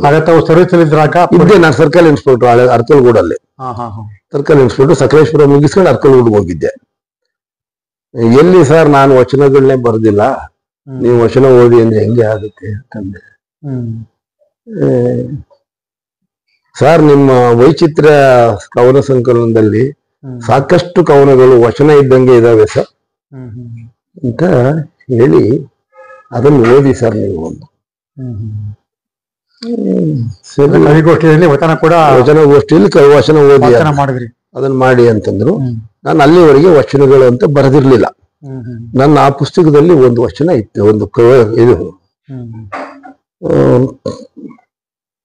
ಕಡು ಮೂರ್ಖ ಮತಿಹೀನನ ತಿದ್ದದೆ ವರ್ಜಿಸಿದಡೆ ಗುರುವು, ರಣಗಾಯ ಋಣರೂಪಿಯನ್ನು ಮುಟ್ಟಲೆಳೆಸದೆ ಏಸಿದಡೆ ವೈದ್ಯಂ, ಕಳನೋರ್ವನ ಪಾಪ ಕೃತ್ಯವಂ ತಡೆಯದೆ ಅಲಸಿದಡೆ ಪೊಲೀಸಿನವಂ, ಜಗದೊಳಗೆ ಮನುಕುಲದ ಏಳಿಗೆ ಏನೆಂದು ಬಯಸುವುದು ಅಂತ ಒಂದು ಹಿಟ್ಟಲ್ಲಿ ನನ್ನ ವೈಚಿತ್ರ ಕವನದಲ್ಲಿ. ಅದು ಇನ್ನೊಂದು ಯಾವ್ದು, ಇನ್ನು ಸ್ವಲ್ಪ ನನಗೆ ನೆನಪಿರೋದು. ಇವೆರಡು ಓದಿ ಅಂದ್ರು. ಅಲ್ಲಿ ಹೋದ್ರೆ ನನಗೆ ಅವತ್ತಿಗೆ ಆಕ್ಚುಲ್ ಆಗಿ ನಾನು ವೃತ್ತಿಯಲ್ಲೇ ಇದ್ದೆ, ಬರ್ತೀನಿ ಅಂತ ಹೇಳಿದ್ದೆ. ಅಷ್ಟೊತ್ತಿಗೆ ಕುಮಾರಸ್ವಾಮಿ ಅವರು ಹೊಳೆ ನರಸೀಪುರಕ್ಕೆ ಬಂದೋಬಸ್ತ್ ಹಾಕ್ಬಿಟ್ರು ನನ್ನ. ಆದ್ರೂ ಹೋಗುವಾಗ ಜೇಬಲ್ಲಿ ಅವೆರಡು ಕವನಗಳನ್ನ ಹಾಕೊಂಡು ಅಲ್ಲಿ ಹೋದೆ. ಟೈಮ್ ಸಿಕ್ಕಿದ್ರೆ ಆಮೇಲೆ ಹೋಗೋಣ ಮುಗಿಸ್ಕೊಂಡು ಅಂತ.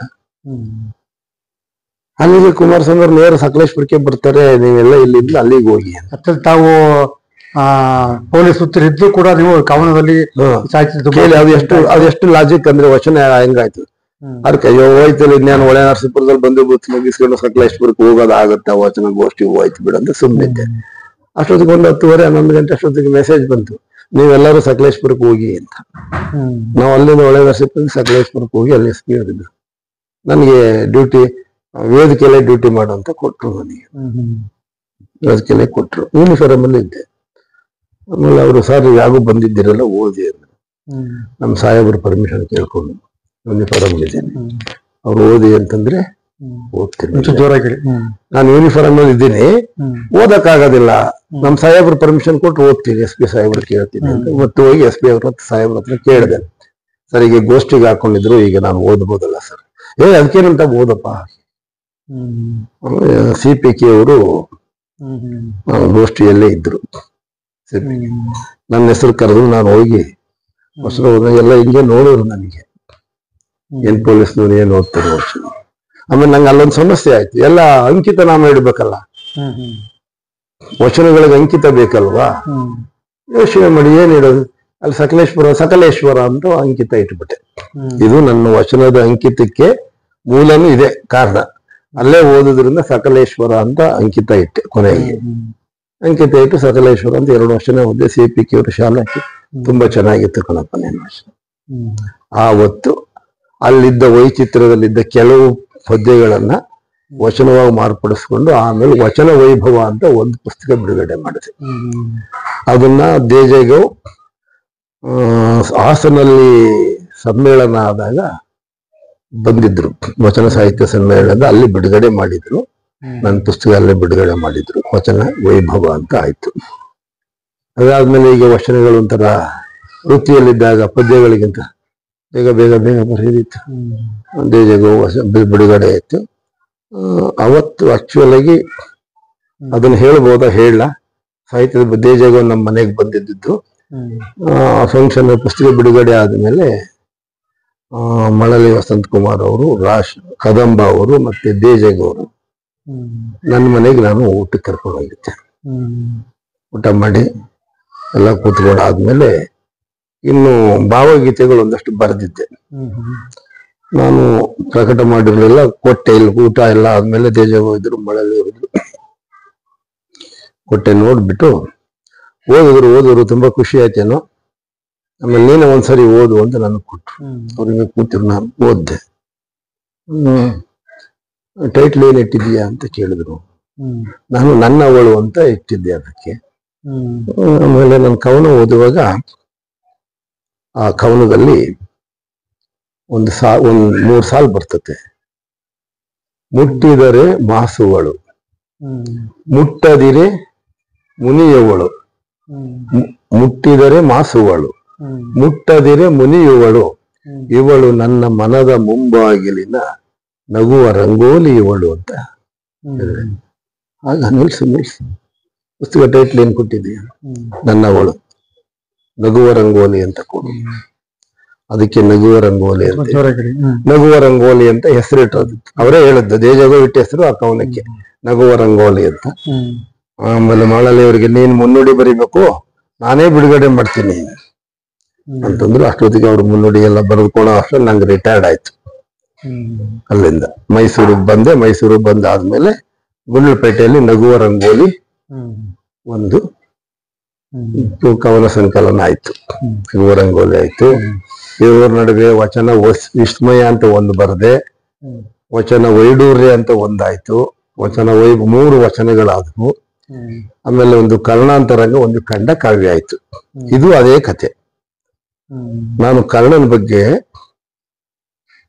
ನಾಟಕ ಬರೀಬೇಕು ಅಂತ ನಾನು ಲೋಕಾಯುಕ್ತ ಹಾಸನಲ್ಲಿರುವಾಗ 3 ಭಾಗ ಮಾಡ್ಕೊಂಡಿದ್ದೆ. ಮೇಳ, ಸೂತ್ರಧಾರಿ, ಪಾತ್ರಧಾರಿ.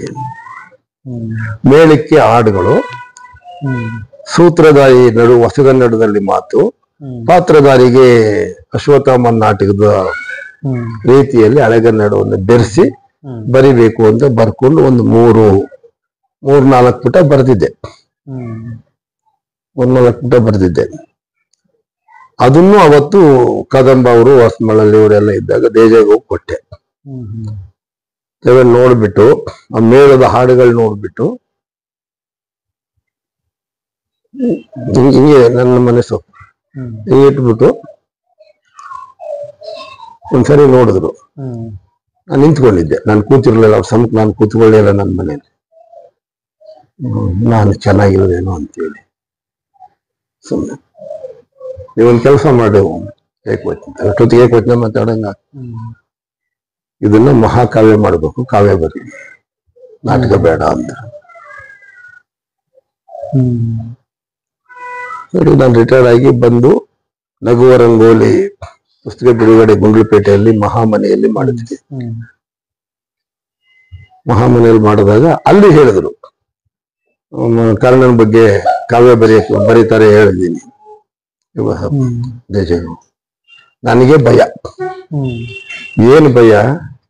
ನಾನು ಅಂದ್ರೆ ಏನು, ಮಹಾಕಾವ್ಯ ಅಂದ್ರೆ ಏನು, ನನ್ನ ಕೈಲಿ ನಾನು ಯಾವ ಇದೇನಿದು ಅಟ್ಟನೆ ಹತ್ಲಿಕ್ಕೆ ಆಗದವನು, ಇನ್ ಬೆಟ್ಟ ಹತ್ತಕ್ ಆಗ್ತತ, ಒಂದು ಏನೋ ಒಂದು ಇಲ್ಲದವನು, ಸಾಮಾನ್ಯವಾದ ಜ್ಞಾನ ಕಡಿಮೆ ಇರ್ತಕ್ಕಂಥದ್ದು ಅಂತ ಸುಮ್ಮನೆ ಇದ್ದೆ. ನಾನು ಅವ್ರು ನೋಡಕ್ ಹೋದಾಗಲೆಲ್ಲ ಬರದ ನಾನು ಏನೇನೋ ಒಂದೊಂದು ಸಬು ಬೀಳ್ತಿದ್ದೆ ಹೊರತು ನಾನು ಬರೆಯೋಕೆ ಕೈ ಹಾಕಿ ಇರ್ಲಿಲ್ಲ, ಸುಮ್ಮನಾಗಿದ್ದೆ. ಆಮೇಲೆ ಅವ್ರು ತೀರ್ಕೊಂಡ್ರು. ನಂಗೊಂದು ಸಂಕಟ, ನೋವು ಆಗ್ಲಿಲ್ಲ, ಬರೀಲಿಲ್ಲ.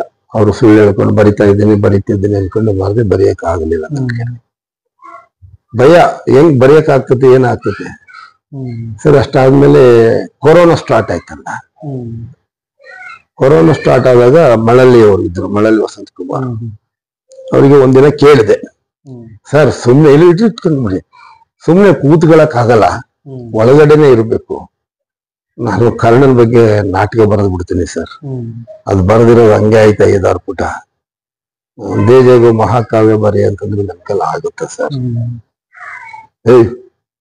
ಸ್ವಲ್ಪ ನನ್ ಗದರಿಸ್ತಿದ್ರು ವಿದ್ಯಾರ್ಥಿ. ಹಂಗೆ ನಾನು ಒಬ್ಬ ಅಧಿಕಾರಿಯಾಗಿದ್ರು ನನ್ನ ಗುರುಗಳವರು ಪಾಠ ಮಾಡ್ತಿದ್ದವರು ಮಾರ್ಗಸ್ ಕಾಲೇಜ್. ಅದೇ ಗೌರವ ನಾನು ಕೊಟ್ಕೊಂಡಿದ್ದೆ, ಅದೇ ರೀತಿಯ ಪ್ರೀತಿ ನನ್ನ ಮೇಲೆ ಇಟ್ಕೊಂಡಿದ್ದೆ. ದಡ್ಡ ನಿನಗೆ ಅರ್ಥ ಆಗಲ್ಲ, ಅವ್ರೇನೋ ಕಂಡಿದ್ದಾರೆ ನಿನ್ನಲ್ಲಿ ಶಕ್ತಿನ, ಸುಮ್ನೆ ಹೇಳ್ತಾರ ಅವರು. ನೀನ್ ನಾಟಕ ಬರಿಬೇಡ, ಕಾವ್ಯನೇ ಬರೀ. ಎಷ್ಟಾಗುತ್ತೆ ಅಷ್ಟು 10 ಪುಟ ಆಗುತ್ತಾ, ನೀಲ್ಗವನ ಬರಿ. 15 ಪುಟ ಆಗುತ್ತೆ, 20, ಎಷ್ಟು ಪುಟ ಆಗುತ್ತೆ ಅಷ್ಟು ಬರೀ ನೋಡೋಣ. ನಿನ್ನ ಮೇಳಕ್ಕೆ ಅಂತ ಬರ್ದಿದ್ದೆಲ್ಲ ಹಾಡುಗಳು, ಅದನ್ನೇ ಬದಲಾಯಿಸ್ಕೊಂಡು ಅದನ್ನ ಕವನ ಕಾವ್ಯ ಟೈಪ್ ಬರೆಯಕ್ಕಾಗಲ್ಲ ಬರಿ ಅಂತಂದ್ರೆ ನಾನು ಟ್ರೈ ಮಾಡಿದೆ. ಒಂದು 5-6 ಪುಟ ಮಾಡಿ ಹೇಳಿದೆ, ಚೆನ್ನಾಗಿದೆ ಅಂತಂದ್ರು.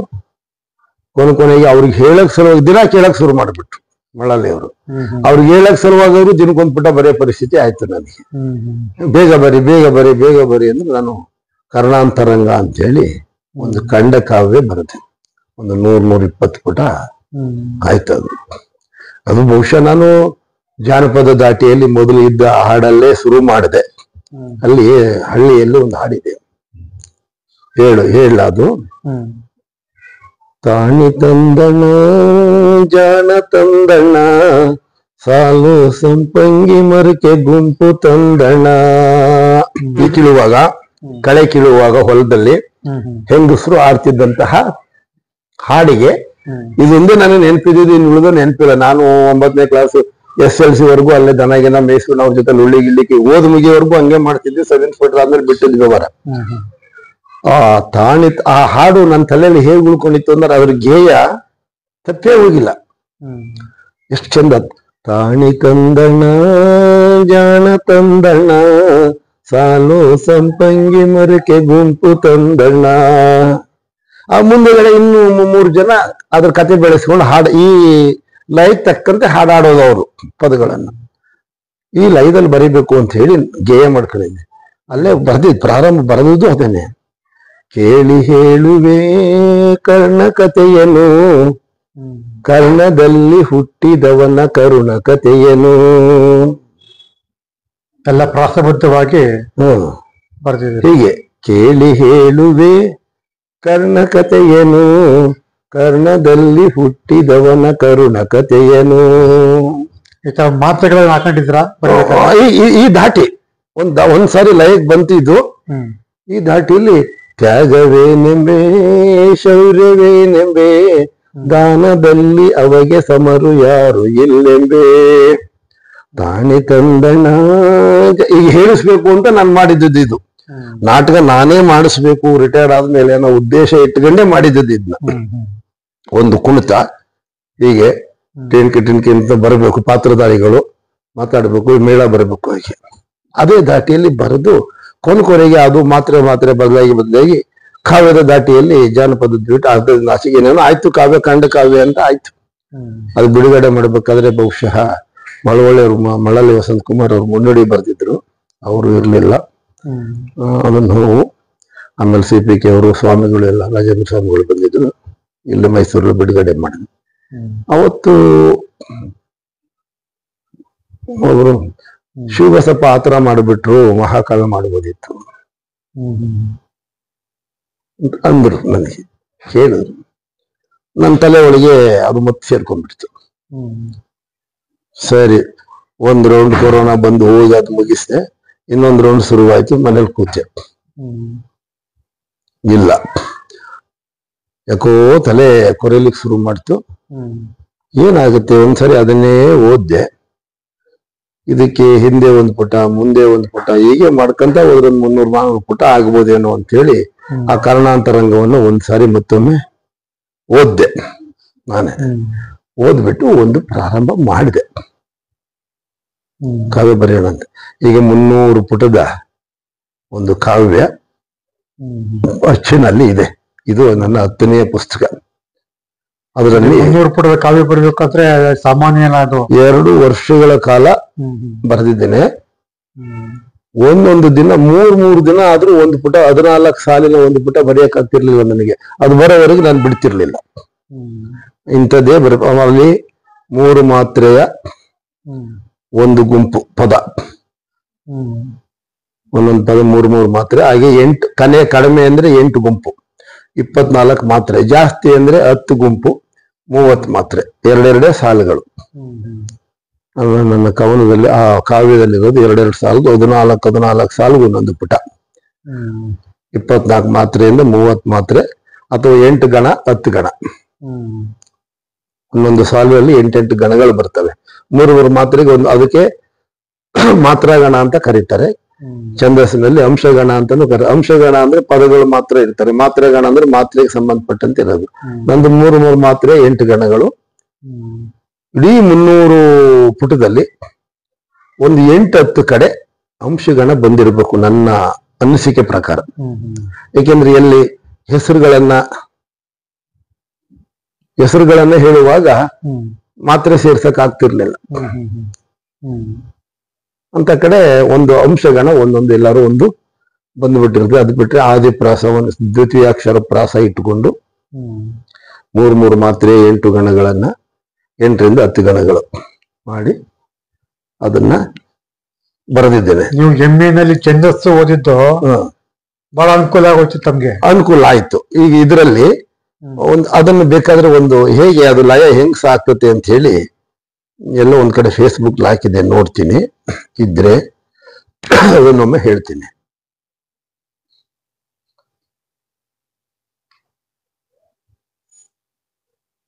ರಸವತ್ತಾದ ಸನ್ನಿವೇಶ ಕೊನೆ ಒಂದು ಹಾಕಿದ್ದೀನಿ. ಕುಂತಿ ಕರ್ಣ ಸತ್ತೋದಾಗ ಇಲ್ಲ ದುರ್ಯೋಧನ ಹೇಳ್ತೀನಿ, ನೋಡೋಣ ಇಲ್ಲಿ ಯಾವ್ದು ಸಿಗುತ್ತೆ ಅದನ್ನ ಹೇಳ್ತೀನಿ.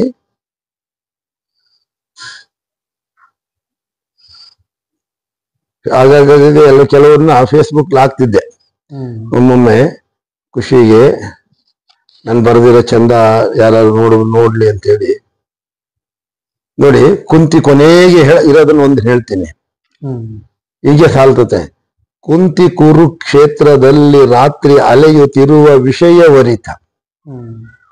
ಕರ್ಣ ಸತ್ತೋಗಿದ್ದಾನೆ, ಇವಳು ಗೊತ್ತಾಗಿದೆ ಸತ್ತ ಕರ್ಣ ಅಂತ ಹೇಳಿ, ಯಾರಿಗೂ ಗೊತ್ತಾಗ್ದಂಗೆ ಹೋಗ್ತಾಳೆ. ಕುಂತಿ ಕುರುಕ್ಷೇತ್ರದಲ್ಲಿ ಅಲೆಯುತ್ತಿರುವ ವಿಷಯವರಿತ, ಕುಂತಿ ಸುತರು ಕೃಷ್ಣರೊಡನೆ ಹುಡುಕಿ ಬಂದರಲ್ಲಿಗೆ. ಇದು 2 ಸಾಲು. ಪೃಥೆಯು ಭಾನು ಸುತನ ರಕ್ತ ಸಿಕ್ತ ವದನವನ್ನು ಸೆರಗಿನಿಂದಲೊರೆಸಿ ವ್ಯತೆಯ ಪಡುತ್ತಲಿರುವುದನ್ನು ಕಂಡು ಬೆರಗಿನಿಂದ ನೋಡುತ್ತಿರಲು. ಕುಂತಿ ಕೃಷ್ಣನತ್ತ ನೋಡೆ, ಕೃಷ್ಣ ಪಾರ್ಥನತ್ತ ತಿರುಗಿ ಸಂತವಿಸುತ್ತಲ ಅಮಗೆ ಮೊದಲೇ ನಿಜವನರುಹದಿರುವ ಬಗ್ಗೆ. ಇವನು ಸಿಟ್ಟು ಬರ್ತದೆ, ಇವನು ಕೃಷ್ಣ ದಮ್ಮಯ್ಯ ಗುಡ್ಡೆಯ ಕೇಳ್ತಾನೆ, ಯಾರು ಹೇಳು ಕಾರಣ ನಂಗೆ ಹೊಡೆಯಕ್ಕಾಗಲ್ಲ ಅಂತ. ಇವನು ಹೇಳೋದಿಲ್ಲ ಅಲ್ಲಿ. ಅದಕ್ಕೆ ಅವನು ಸಂತೋಷಿಸ್ತಾನೆ. ಪರಿತಪಿಸುತ್ತ ಬಳಿಕ ನುಡಿಯುತ್ತೆಲ್ಲರೆದುರು ಸೂರ್ಯ ಸುತನ ಚರಿತವನ್ನು ಆದಿಯಿಂದಲಂತೆ ದೊರೆಗೆ ತಿಳಿಸಿ ಬಿಡುದಲೆನಿತನು. ಅಲ್ಲಿ ಎಲ್ಲವನ್ನೂ ಹೇಳ್ತಾನೆ ಕಥೆನ ಅವರಿಗೆ. ಅಗ್ರಗನಿವ ನಿಮಗೆ ಎಲ್ಲರಿಗೂ ಕುಂತಿ ಗರ್ಭದಲ್ಲಿ ಜನಿಸಿ ಅಗ್ರಮಾನ್ಯ ನೆನೆಸಿಕೊಂಡ ನಿವನು ಮಹಾಭಾರತದಲ್ಲಿ ವಿಧಿಯ ಲಿಖಿತ ವಿಧನು ಬದಲು ಮಾಡಲಾಗದಾರಿಗಿನ್ನು ವಿಧಿವಿಧಾನಗಳನ್ನು ಮುಗಿಸಿ ಮುಂದಿನನುವ ನೋಡಿರೆನುತ ಅವರನ್ನೆಲ್ಲ ಕರೆದುಕೊಂಡು ಹೋಗುತ್ತಿರಲು ತಿರುಗಿ ನೋಡುತ್ತವನ ನಡೆಯುತ್ತಿದ್ದಳೆಂದು ಕುಂತಿ ಭಾರ ಹೊತ್ತುವಂತೆ ಬೆಟ್ಟವ. ಇದು 301ನೇ ಪುಟ. ನಾನು ಇದು ಇನ್ನೊಂದು ಕಡೆ ಅವಳು ಹೆಂಗ್ ಹೋಗ್ತಾಳೆ ವಿಚಾರಕ್ಕೆ, ಅದಕ್ಕಿಂತ ಹಿಂದಿನ ಪದ್ಯ ಇದು. ಇರುಳು ತುಂಬಿ ತುಳುಕುತ್ತಿತ್ತು ಬಾನು ಭುವಿಯನ್ನೊಂದು ಮಾಡಿ, ಕರುಳ ಬಳ್ಳಿ ಸೆಳೆಯುತ್ತಿತ್ತು ಮಾತೆ ಮಡಿಲು ತುಡಿಯುತ್ತಿತ್ತು, ಕಟ್ಟ ಕಡೆಯಲ್ಲೊಮ್ಮೆ ಹೆತ್ತ ಮಗನ ನೋಡಲೆಂಬ ತವಕದಿಂದ. ಕರ್ಣನ್ ಸತ್ತೋದಾಗ ಪಟ್ಟನೆದ್ದು ಮಾತೆ ಕುಂತಿ ನಟ್ಟಿರುಳನು ಲೆಕ್ಕ ಕಿಡದೆ ಕೊಳ್ಳಿ ಬೆಳಕ ಹಿಡಿದು ನಡೆದು ಬರುತ್ತಲಿರುವ ಪರಿಯ ಕಂಡು. ಇಲ್ಲಿ ಮಜಾ, ಕೊಳ್ಳಿ ದೆವ್ವಗಳವಳನ್ನು ನೋಡಿ ಅಣಕಿಸುತ್ತ, ಇಂದು ತನಕವೇಕೆ ನೀನು ಸುಮ್ಮನಿದ್ದೆ ಹೇಳು ತಾಯೇ, ಬಂಧು ನಿನಗೆ ಕರ್ಣನೆಂದು ಧರ್ಮಜನಿಗೊಂದು ನುಡಿಯ ವಾಸುದೇವ ನುಡಿದ ದಿನವೇ ಹೇಳಿ ಸುತರನೊಪ್ಪಿಸಿದ್ದರಿಂದು ಈಸನರ್ಥವಾಗುತ್ತಿತ್ತೆ. ಗುಟ್ಟು ಬಿಡದೆ ಕೊಂದೆಯಲ್ಲ ಮಿಂಚಿ ಹೋದ ಕಾರ್ಯಕ್ಕೀಗ ಚಿಂತೆ ಮಾಡಿ ಫಲವದಿಲ್ಲ. ಸಂಚು ಮಾಡಿ ದೈವ ಮನುಜರೆಲ್ಲ ಸೇರಿ ಕೊಂದು ಬಿಟ್ಟರವನನು. ಇಲ್ಲಿ ನಮ್ಮದು ಒಂದ್ ಮಾತು, ಗುಟ್ಟು ರಟ್ಟು ಮಾಡದಿದ್ದರೆಂತ ಕಷ್ಟ ಬರುವುದೆನುತ ನಿಷ್ಠುರದಲ್ಲಿ ನುಡಿಯಲದನ್ನು ಮೆಲಕಿಸುತ್ತ ಕರ್ಣ ನತ್ತ ನಡೆದಳು. ಹೀಗೆ ಸಾಕ್ತತೆ ಆದಿಪ್ರಾಸ ಮಾತ್ರೆಗಳು. ಈಗ ಇಲ್ಲಿ ದುರ್ಯೋಧನ ಹೇಳ್ತಾನೆ, ಸುರನದಿಸುತನಸ್ತ್ರ ತ್ಯಾಗ ಮಾಡಿದಂದು ಹೆದರಲಿಲ್ಲ. ಗರುಡಿ ಕಲಿಸಿದ ಆತ ತನುವ ತೆತ್ತ ದಿನದಲ್ಲಿನಿತೂ ಅಳುಕಲಿಲ್ಲ. ಅಂದು ನಿನ್ನ ಇರುವು ನನಗೆ ಆನೆ ಬಲವ ತಂದಿತಯ್ಯ. ಇಂದದೇಕೋ ಕಾಣೆ ಗೆಳೆಯ ತೊಳ್ಳೆ ನಡುಗುತ್ತಿರುವುದೆನಗೆ. ದುರ್ಯೋಧನ ಕರ್ಣ ಸತ್ತಾಗ ಹೇಳೋದು, ಸುಯೋಧನನ ಮದಿಸಿದಾನೆ ರಾಧೆ ತನೆಯ ನಿರುವ ತನಕ. ಸುಯೋಗವೆನಗೆಂದು ನೆಂಬಿ ಅಂಬಿಗನಿವನಿನ್ನು ಮುಂದೆ ರಣದಿ. ಜಯದ ತೆಪ್ಪವನ್ನು ದಡಕ್ಕೆ ತರುವನೆಂದು ಭಾವಿಸಿದ್ದ. ನನ್ನ ಜಯದ ಕನಸದೆಲ್ಲವಿಂದು ಅಗಲಗನಸದಾಯಿತಯ್ಯ. ಜಯವದೇಕೆ ಇನ್ನು ನನಗೆ ಜತೆಗೆ ಮಿತ್ರ ಕರ್ಣನಿರದೆ. ಜಯ ವಧುವಿನ ಜತೆಯಲ್ಲೆನ್ನ ಉರವಣಿಸುವ ಧೀರನಿರದೆ. ಗೆಲುವಿಗಾಗಿ ಯುದ್ಧ ಮಾಡಲಾರೆ ನಿನ್ನು ಛಲಕೆ ಯುದ್ಧವನ್ನು ಮಾಡಿ. ಗೆಳೆಯ ನಸುವ ತೆಗೆದ ನರನ ಶಿರವ ಕಡಿದು ತಂದು ನಿನಗೆ ಕೊಡುವೆನು. ಅವನು ಎದುರು ಮುಂದೆ ಹೇಳ್ತಾ ಇರ್ತಾನೆ, ಹೇಳದ ಮುಂದೆ, ನನ್ನ ಸ್ನೇಹಕ್ಕಾಗಿ ತನುವ ನೊತ್ತೆ ಇಟ್ಟು ದುಡಿದು ಮಡಿದ ನಿನ್ನ ಋಣವದೆಷ್ಟು ಜನ್ಮವಾದರೆನಗೆ ತೀರದೆನುತ ಮರುಗಿದ. ಇದು ಇವತ್ತಿನ ನನ್ನ 10ನೆಯ ಕೃತಿ ಮಹಾಕಾವ್ಯ. ಅಚ್ಚಿನಲ್ಲಿದೆ, ಈಗ ಮುನ್ನುಡಿಗೆ ಕೊಟ್ಟಿದ್ದೇನೆ. ಅದೆಲ್ಲ ಆದಮೇಲೆ ಈ ವರ್ಷದಲ್ಲಿ ನೋಡಿದ್ರೆ ವೀಕ್ಷಕರೇ, ನಮ್ಮ ಶಿವಬಸಪ್ಪನವರು ಪೊಲೀಸ್ ಇಲಾಖೆ ಇದ್ರು ಕೂಡ ಬಿಡುಗಡೆ ಮಾಡಿ ಯಾವ ರೀತಿ ಮಾತ್ರೆಗಳನ್ನ ಗಣಗಳನ್ನು ಉಪಯೋಗಿಸ್ಕೊಂಡು ಒಂದು ಕಾವ್ಯವನ್ನು ಕೂಡ ರಚನೆ ಮಾಡಿದ್ದಾರೆ. ಮನಸ್ಸು ಮಾಡಿದ್ರೆ ಯಾವುದೇ ಕೂಡ ಕಷ್ಟ ಆಗೋದಿಲ್ಲ. ಅವ್ರಿಗೆ ಬರೀರಿ ಅಂತ ಪ್ರೇರೇಪಣೆ ಮಾಡ್ತಾ ಇರ್ತಕ್ಕಂಥ ಹಿರಿಯರು ಒಂದು ಸಾರ್ಥಕವಾದ ಕೆಲಸವನ್ನು ಮಾಡಿದ್ದಾರೆ. ಅವರು ಇವ್ರ ಕೈಯಿಂದ ಒಂದು ಕವನವನ್ನ ಮಹಾಕಾವ್ಯವನ್ನು ಬರೋದಕ್ಕೆ ಪ್ರೇರಣೆ ಮಾಡಿದ್ದಾರೆ. ತುಂಬಾ ಸಂತೋಷವಾಗುತ್ತೆ.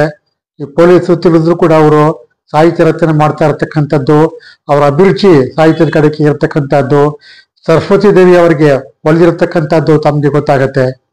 ಈಗ ಅವರ ಒಂದು ಕವನಗಳ ಒಂದು ನಡೆದು ಬರೋ ದಾರಿಯನ್ನು ಅವರಿಗೆ ತಮಗೆ ಪರಿಚಯ ಮಾಡಿಕೊಟ್ರು.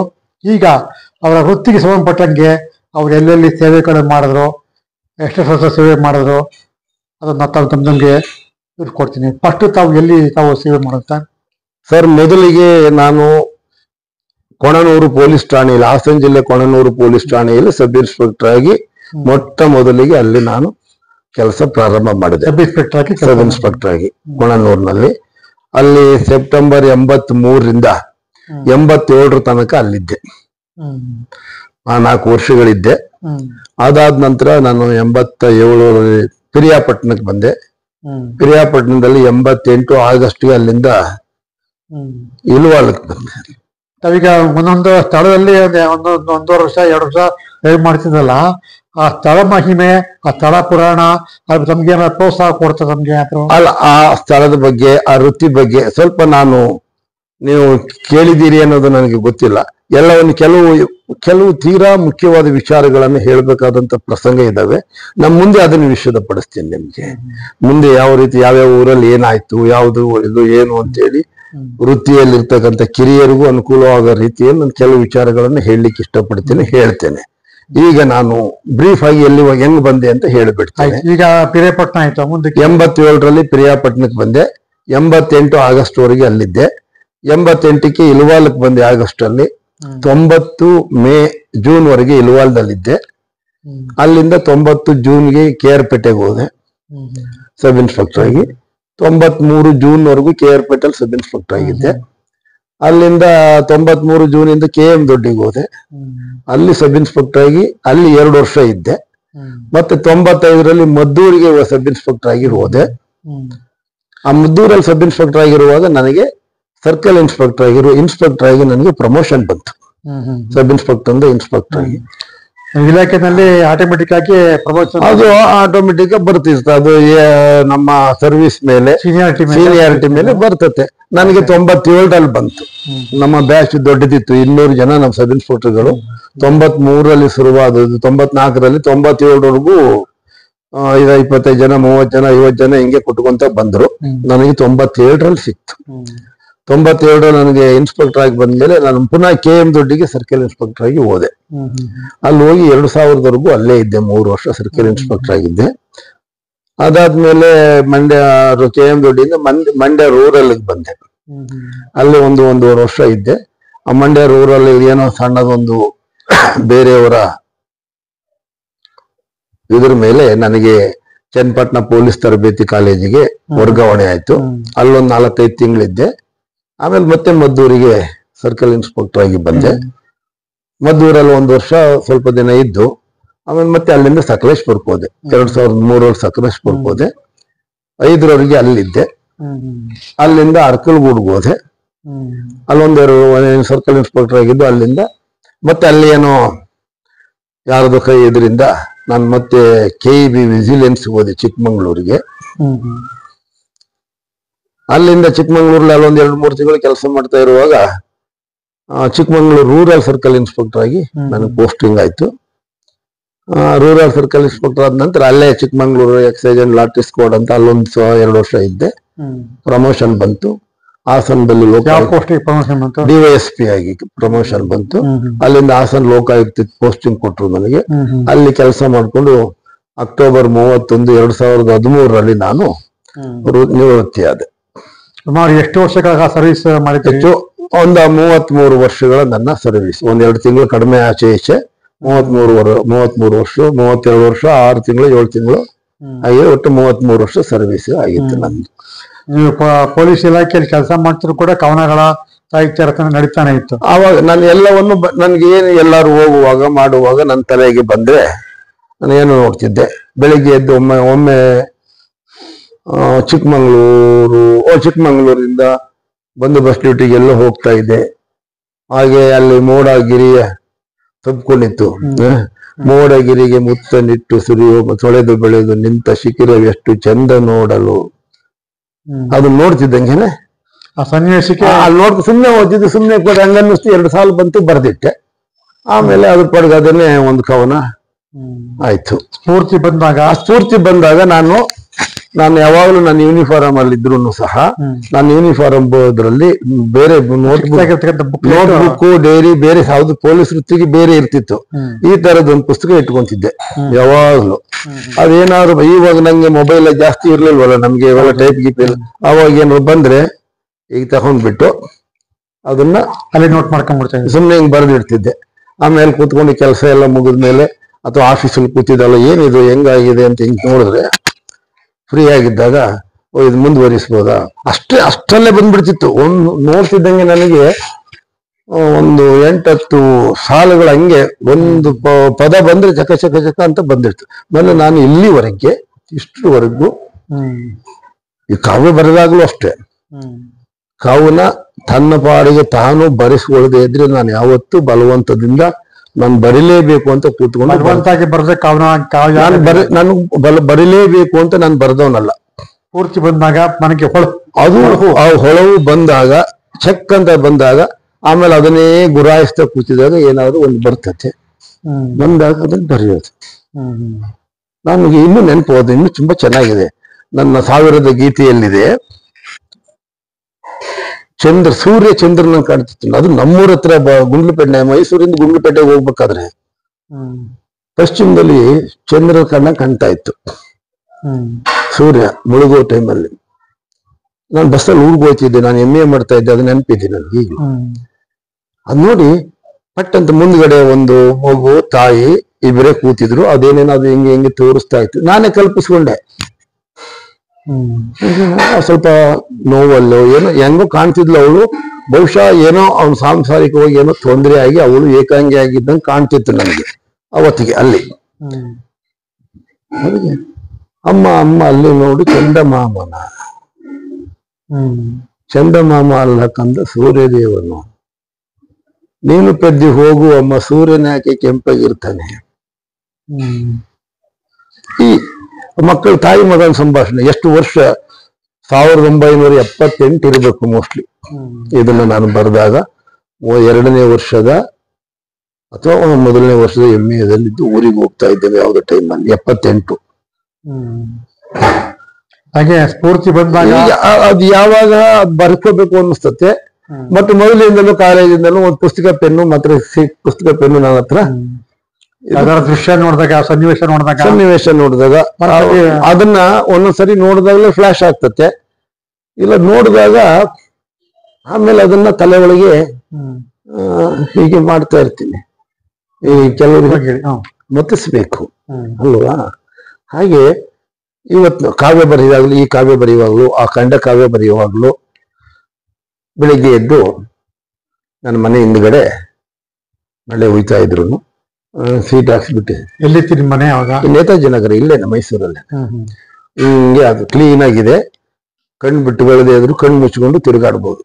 ಅಭ್ಯಾಸ ಆಗಿದ್ರೆ ಕಣ್ಣು ಮುಚ್ಕೊಂಡು ಹಿಂಗೆ ಯೋಚನೆ ಮಾಡೋದು. ಏನ್ ಬರಿಬೋದು? ಒಂದು ಸಾಲು ಕಟ್ ಅಂತ ಏನಾದ್ರು ಬಂದ್ರೆ, ನಂದು ವಾಷಿಂಗ್ ಮಿಷನ್ ಇದೆ ಹಿಂದ್ಗಡೆ, ಅದ್ರ ಮೇಲೆ ಇಷ್ಟುದ್ದ ಪೇಪರು, ಒಟ್ಟು ಪೇಪರು ಕ್ಲಿಪ್ ಹಾಕಿಬಿಟ್ಟಿರ್ತೀನಿ, ಪೆನ್ ಮಡಗಿರ್ತೀನಿ, ಬಂದ್ರೆ ಬರೀತಿದ್ದೆ. ಹಾಗೆ ಒಂದೊಂದು ದಿನ ಈ ಪದ್ಯ 2 ಸಾಲು ಪದ್ಯಗಳು ಒಂದೊಂದು ಪುಟನ 3 ದಿನ ಆದ್ರೂ ಬರೆದಿರೋದಿಲ್ಲ ನಾನು. 3 ದಿನ 4 ದಿನ ಅದು ಬರಬೇಕು. ಹಾಗಾಗಿ ಬಂದು ನನ್ನ ಆ ಸಾಲು ಪಕ್ಕ ಪದಗಳೆಲ್ಲ ಜೋಡಿಸ್ಕೊಂಡು ಹೋಗ್ಬೇಕು. ಹಾಗೆ ಬರ್ಕೊಂಡು ಹೋದ್ರೆ ಬರಿಬೇಕು ಅಂತ ಬರ್ದವನು. ಮಹಾಕಾವ್ಯ 2 ವರ್ಷ ಆಗೋಯ್ತು. 2.5 ವರ್ಷ ಬರೆದಿದ್ದೀನಿ ಅದನ್ನ. ಆದ್ರೆ ದೈಹಿಕವಾಗಿ ಎಲ್ಲಾ ಕಡೆ ತಿರುಗಾಡ್ತಿದ್ದೆ, ಮಾತಾಡ್ತಿದ್ದೆ. ಎಲ್ಲಾರು ಇದ್ರು ತಲೆಯೊಳಗೆ ಮಾತ್ರ ಅದ್ರ ಕಂಟಿನ್ಯೂಟಿ ಇಟ್ಕೊಂಡಿದ್ದೆ. ನೆನ್ನೆ ಏನ್ ಬರೆದಿಟ್ಟಿದ್ದೀನಿ, ಮುಂದೆ ಏನ್ ಬರಬೇಕು ಅಂತ ಆಲೋಚನೆ ಮಾಡ್ತಾನೆ ಇರ್ತಿದ್ದೆ. ಆಲೋಚನೆ ಮಾಡೋದು ಏನ್ ಬರ್ತತೆ. ಒಂದೊಂದ್ಸರಿ ತೋಟಕ್ಕೆ ಹೋಗ್ಬೇಕಾದ್ರೆ ಕಾರಲ್ಲಿ ಹೋಗ್ತಾ ಇರ್ತಿದ್ದೆ. ಜ್ಞಾಪಕ ಬಂದ್ಬಿಡೋದು. ಕಾರ್ ನಿಲ್ಸಕ್ಕಾಗಲ್ಲ, ದಾರಿ ಏನೋ ಅರ್ಜೆಂಟು.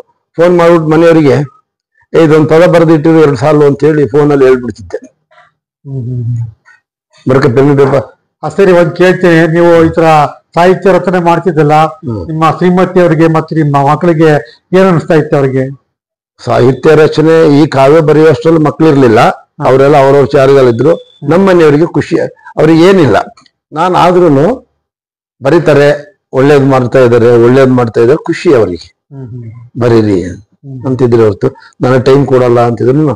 ಅವ್ರಿಗೆ ನಾನು ಯಾವ್ದಾದ್ರು ಒಂದು ಟೈಮಲ್ಲಿ ಅವ್ರಿಗೆ ಏನ್ ಬೇಕು ಅದನ್ನ ಟೈಮ್ ಕೊಟ್ಕೊಂಡು ಮಾಡ್ಕೊಂಡು ಹೋಗ್ತಿದ್ರು. ಅಲ್ಲಿ ಯಾವ ಹೋಟ್ಲಿಗೆ ಹೋಗ್ಬೇಕಾ, ಇನ್ನೊಂದು ಹೋಗ್ಬೇಕಾ, ವರ್ಲಿಗೆ ಹೋಗ್ಬೇಕಾ, ಯಾವ್ದಕ್ಕಾದ್ರೂ ಹೋಗೋದಿದ್ರೆ ಹೋಗಿ ಕರ್ಕೊಂಡು ಬಂದು ನಿಲ್ಸ್ಬಿಟ್ಟು ಅವ್ರದ್ದೆಲ್ಲ ಮುಗಿಸಿ ನಾನು ಶುರು ಮಾಡ್ಕೊಂತಿದ್ದೆ. ಹಾಗಾಗಿ ಅವರಿಗೆ ಯಾವ ತರದಲ್ಲೂ ಖುಷಿ ಇದೆ. ಈಗ ನಾನು ನಾಟಕ ಮಾಡೋದಾಗ್ಲಿ, ನಾನು ಸಾಹಿತ್ಯ ರಚನೆ ಮಾಡೋದಾಗ್ಲಿ ಖುಷಿ ಇದೆ ಅವರಿಗೆ. ಅದಿದೆ. ಈ ಸಾಹಿತ್ಯ ರಚನೆ ಮಾಡ್ತಾ ಇದ್ರಿ, ಆಮೇಲೆ ಈ ನಾಟಕ ಯಾವಾಗ ಶುರು ಮಾಡಿದ್ರಿ? ನಾಟಕ ನನಗೆ ಇದು ಸಹ ಕಲೆ, ಬಹುಶಃ ಸ್ವಭಾವಜನ್ಯವೋ ಏನೋ ಗೊತ್ತಿಲ್ಲ. ನಾನು 9ನೇ ತರಗತಿಯಲ್ಲಿ ಇರುವಾಗ ನನಗೆ ನೆನಪು, ನಮ್ಮೂರಲ್ಲಿ ನಾವೇ ಹುಡುಗರುಗಳೆಲ್ಲ ಸೇರ್ಕೊಂಡು ನಾಟಕ, ರಾಜಸೂಯಾಗ ನಾಟಕ ಮಾಡಿದ್ರು. ಅದರಲ್ಲಿ ನಾನು ಆಂಜನೇಯನ್ ಪಾರ್ಟ್ ಮಾಡಿದ್ದೆ. ಫಸ್ಟ್ ನಾನು ಬಣ್ಣ ಹಾಕಿದ್ದೆ ಅಲ್ಲಿ. ಎಲ್ಲ ಹುಡುಗರೇ ಮಾಡಿದ್ರು ರಾಜಸೂಯಾಗ ನಾಟಕ ಮಾಡಿ. ಅದಾದ್ಮೇಲೆ ನಾಟಕ ಅಂತ ಏನು ಎಲ್ಲೂ ಹೋಗಿರ್ಲಿಲ್ಲ ನಾನು. ಓದು ಹಳ್ಳಿಗಳಲ್ಲಿ ಹಾಡೋ ನಾಟಕಗಳನ್ನ ನೋಡ್ತಿದ್ದೆ ಅಷ್ಟೇ. ನಾನು ಅದರಲ್ಲಿ ಏನು ಹೆಚ್ಚಿನ ಆಸಕ್ತಿಯನ್ನ ತೋರಿಸಿರ್ಲಿಲ್ಲ. ಆಮೇಲೆ ಒಂದು ಬರುವಾಗ ನನ್ನ ಸ್ವರ, ಶಬ್ದ ಇವೆಲ್ಲ ಸ್ವಲ್ಪ ಹೊರಟು ನಯ ನಾಜೋಕು ಇಲ್ಲ ಅನ್ನೋ ಲೆಕ್ಕಾಚಾರದಲ್ಲಿ ಅದನ್ನ ಬಿಟ್ಟಿದ್ದೆ. ಸಬ್ ಇನ್ಸ್ಪೆಕ್ಟರ್ ಆದ್ಮೇಲೆ ಹಳ್ಳಿಗಳಲ್ಲಿ ನಾಟಕಗಳು ಮಾಡ್ತಾ ಇದ್ರು, ಪೌರಾಣಿಕ ನಾಟಕಗಳೆಲ್ಲ ಹಳ್ಳಿಗಳಲ್ಲಿ. ಅವ್ರಿಗೇನೋ ಒಂದು ಸಬ್ ಇನ್ಸ್ಪೆಕ್ಟರ್ನ ಕರೆದ್ಬಿಟ್ಟು ಅಧ್ಯಕ್ಷತೆಯನ್ನ ಇನ್ನೊಂದು ಹಾಕ್ಬಿಟ್ರು ಅಂತಂದ್ರೆ ಅವ್ರಿಗೇನು ಅಂದ್ರೆ ಒಂದು ರಕ್ಷಣೆ ಸಿಗುತ್ತೆ ಅಂತ ಒಂದು ಮೋಸ್ಟ್ಲಿ ನನಗೆ ಒಳ್ಳೆ ಭಾಷಣ ಮಾಡ್ತಿದ್ದೆ. ನಾನು ಮಾತಾಡ್ತಿದ್ದೆ ಜನಗಳಿಗೆ ಹಿತವಾಗಿ. ಭಾಷಣ ಕರೆಯೋದು, ನಾನು ನಾಟಕ ಹೋಗೋದು, ನೋಡೋದು, ಮಾಡೋದು ಮಾಡ್ತಿದ್ದೆ. ಅದಾದ್ಮೇಲೆ ಒಮ್ಮೆ ಹೊರೆಯಾಲ ದೊರೆಸ್ವಾಮಿ ಅವರು, ಅದು ಊರಲ್ಲಿ ರಾಜಸೂಯಾಗ ಆದ್ಮೇಲೆ ಹೊರೆಯಾಲ ದೊರೆಸ್ವಾಮಿ ಅವರು ಕೂಡಿ ಬಾಳೋಣ ನಾಟಕ ಆಡಿಸಿದ್ರು ನಮ್ಮ ಹತ್ರ, ನಮ್ಮ ಊರಲ್ಲೇನೆ ಹೊರೆಯಾಲದಲ್ಲಿ. ಅದರಲ್ಲಿ ನಾನು 1976ರಲ್ಲಿ ಸಬ್ ಇನ್ಸ್ಪೆಕ್ಟರ್ ಪಾತ್ರ ಮಾಡಿದ್ದೆ. ಈಗಲೂ ಒಂಥರದ ಹೊಸವರು. ನಾನು ಹೇಳ್ತೀನಿ, ಇವರೇ ನಾನು ಮೊದಲು ಸಬ್ ಇನ್ಸ್ಪೆಕ್ಟರ್ ಕೆಲಸ ಕೊಟ್ಟವರು ಅಂತ. ನಾಟಕದಲ್ಲಿ ಸಬ್ ಇನ್ಸ್ಪೆಕ್ಟರ್ ಮಾಡಿದ್ದೆ ನಾನು. ಅದಾದ್ಮೇಲೆ ಹಾಸನಲ್ಲಿ ಒಂದ್ ಕಡೆ ದಾರಿ ಯಾವುದೇ ನರಕಕ್ಕೆ ಅಂತ ಒಂದು ಸೋಷಿಯಲ್ ಸಾಮಾಜಿಕ ನಾಟಕದಲ್ಲಿ ಪತ್ರಿಕಾ ವರದಿಗಾರನಾಗಿ ಮಾಡಿದ್ದೆ. ಹಂಗೆ ಒಂದೊಂದು ಅದರಲ್ಲೂ ಆಸಕ್ತಿ ಕಳ್ಕೊಂಡಿರ್ಲಿಲ್ಲ. ಆಮೇಲೆ ಪೊಲೀಸ್ನವರು ನಾವು ನಾಟಕ ಆಡ್ಬೇಕು, ನಾನು ಆಮೇಲೆ ಇವರೆಲ್ಲ ಆ ಕಡೆ ಈ ಕಡೆ ಹೋಗ್ತಿದ್ರು. ನಾನು ಕೂತು ಯೋಚನೆ ಮಾಡಿ ಯಾರನ್ನು ತೀರಾ ಡಿಮ್ಯಾಂಡ್ ಇರ್ತಕ್ಕಂಥ ಮಾಸ್ಟರ್ನ ಹುಡುಕ್ತಿರ್ಲಿಲ್ಲ. ಯಾರು ಹೇಳೋರು ಕೇಳೋರು ಅವ್ರನ್ನ ಹೆಚ್ಚಿಗೆ ಕೇಳಲ್ಲ ಅನ್ನೋ ಮಾಸ್ಟರ್ಗಳನ್ನ ಕರ್ಕೊಂಡ್ ಬಂದ್ಬಿಟ್ಟು ಸ್ಟೇಷನ್ ಪಕ್ಕದಲ್ಲಿ ಯಾವ್ದಾದ್ರು ಒಂದು ಒಳ್ಳೆ ಜಾಗ ಹಿಡಿದ್ಬಿಟ್ಟು 6 ತಿಂಗಳವರೆಗೆ ಪ್ರಾಕ್ಟೀಸ್ ನಾಟಕ ಮಾಡಿಸ್ತಿರ್ಲಿಲ್ಲ ನಾನು. ಒಂದು ಹಾರ್ಮೋನಿಯಂ ಮೇಸ್ಟ್ರಿಗೆ ಇಟ್ಬಿಟ್ಟು ಊಟ ತಿಂಡಿ ಕೊಡಿಸ್ಕೊ ಸುಮ್ಮನೆ ಬಾರಿಸ್ತಿರೋ ಪೊಲೀಸ್ನವ್ರು ಪಾತ್ರ ಮಾಡ್ಲಿ. ರಾತ್ರಿ ಎಲ್ಲ ಇಸ್ಪೀಟ್ ಆಡಕ್ ಹೋಗಿ ತಪ್ಪುತ್ತದೆ. ಅವ್ರ ಪಾಪ ಅವ್ರ ಫ್ಯಾಮಿಲಿ ಎಲ್ಲ ಖುಷಿ ಕೊಡೋರು. ನಾನು ಎಲ್ಲಾ ಕಡೆನೂ ಸಬ್ ಇನ್ಸ್ಪೆಕ್ಟರ್ ಆಗಿದ್ದೆ, ಎಲ್ಲಾ ಕಡೆ ಮಾಡಿಸಿದ್ದೀನಿ. ಅವ್ರಿಗೆಲ್ಲರೂ ಖುಷಿ ಏನು ಅಂದ್ರೆ ಎಲ್ಲೂ ಹೋಗಲ್ಲ, ಹಾಡಾಡ್ಕೊಂಡಿರ್ತಾರೆ, ಇಸ್ಪೀಟ್ ಆಡಕ್ ಹೋಗಲ್ಲ, ಚಟ ತಪ್ಪಾಯ್ತು. ನನಗೆ ಎಲ್ಲೂ ಹೋಗಲ್ಲ, ಸಿಗ್ತಾರೆ ಪೊಲೀಸ್ನವರು ಕರೆದತ್ತು ಬರ್ತಾರೆ ಅಂತ ನನಗೆ ಜೊತೆಲಿ ಬರೋರು. ಆ ಟೈಮಲ್ಲಿ ಹೊರಾಡುವಾಗ ನಾನು ಯಾವ್ದಾದ್ರು ಒಂದು ಪಾತ್ರನ ಒಂದು ಅರ್ಧ ಗಂಟೆ ಮಾಡ್ತಿದ್ದೆ. ಒಬ್ಬನು ಕೊಟ್ಬಿಡ್ತಿದ್ದೆ, ಈಗ ದುರ್ಯೋಧನ ಯಾವನಿಗೆ ಪೊಲೀಸ್ನವ್ನ ಕೆಲ ಮಾಡ್ತಿದ್ದೆ. ಅದ್ರಲ್ಲಿ ನಾನು 1 ಗಂಟೆ ಮಾಡಿದ್ಮೇಲೆ ಪುನಃ ಬಿಟ್ಬಿಡ್ತಿದ್ದೆ. ಯಾಕಂದ್ರೆ ನಮ್ಮ ಸಬ್ ಇನ್ಸ್ಪೆಕ್ಟರ್ ಕೆಲಸದಲ್ಲಿ ಅವೆಲ್ಲ ನಿಂತ್ಕೊಂಡು ಮಾಡಕ್ ಆಗಲ್ಲ ಅಂತೇಳಿ ಅಂದು ಹಾಗಾಗಿ ಪೌರಾಣಿಕ ನಾಟಕಗಳು ಮಾಡಕ್ ಶುರು ಮಾಡಿದೆ. ದುರ್ಯೋಧನ ಮಾಡಿದೆ, ರಾವಣನ್ ಮಾಡಿದೆ, ಕರ್ಣನ್ ಮಾಡಿದೆ, ಕೃಷ್ಣನ್ ಮಾಡಿದೆ, ಕೀಚಿಗೆ ಮಾಡಿದ್ದೀನಿ. ಬಹುಶಃ ದುರ್ಯೋಧನ ಒಂದು 10-15 ಸರಿ ದುರ್ಯೋಧನ ಪಾತ್ರ ಮಾಡಿದ್ದೇನೆ. ರಾವಣ ಇಲ್ಲಿ ರಿಟೈರ್ಡ್ ಆದ್ಮೇಲೆ ಬಂದು ರಾವಣ ಮಾಡಿದ್ದೇನೆ. ಆಮೇಲೆ ಈಗ ಪ್ರಭುಲಿಂಗ ಲೀಲೆಯಲ್ಲಿ ಈಗ ಅಲ್ಲಮ ಪ್ರಭು ಪ್ರಾಕ್ಟೀಸ್ ಮಾಡ್ತಾ ಇದ್ದೀವಿ. ಆಮೇಲೆ ದಾಮಶೂರ್ ಕರ್ಣದಲ್ಲಿ ಕರ್ಣನ್ ಮಾಡಿದ್ದೆ. ಅದು ಇಲ್ಲೇ ಟೌನ್ ಹಾಲ್ ಅಲ್ಲಿ ಇಲ್ಲೇ ಮಾಡಿ 2 ಪ್ರಯೋಗ ಆಯ್ತು. ಟೌನ್ ಹಾಲ್ ದಾಮಶೂರ್ ಕರ್ಣದಲ್ಲಿ ಕರ್ಣನಾಗಿ ಮಾಡಿದ್ದೆ. ಈಗ ಅಲ್ಲಮ ಪ್ರಭುಲಿಂಗ ಲೀಲೆಯಲ್ಲಿ ಅಲ್ಲಮ ಪ್ರಭು ಮಾಡ್ತಾ ಇದ್ದೀನಿ. ಹೀಗೆ ಪಾತ್ರಗಳನ್ನ ಏನಾದ್ರು ವೆರೈಟಿಯಾಗಿ ಹಾಡಬೇಕು, ಖುಷಿ ಪಡಬೇಕು, ಕಲ ಕಳಿಬೇಕು ಅಂತ ಹೇಳಿ.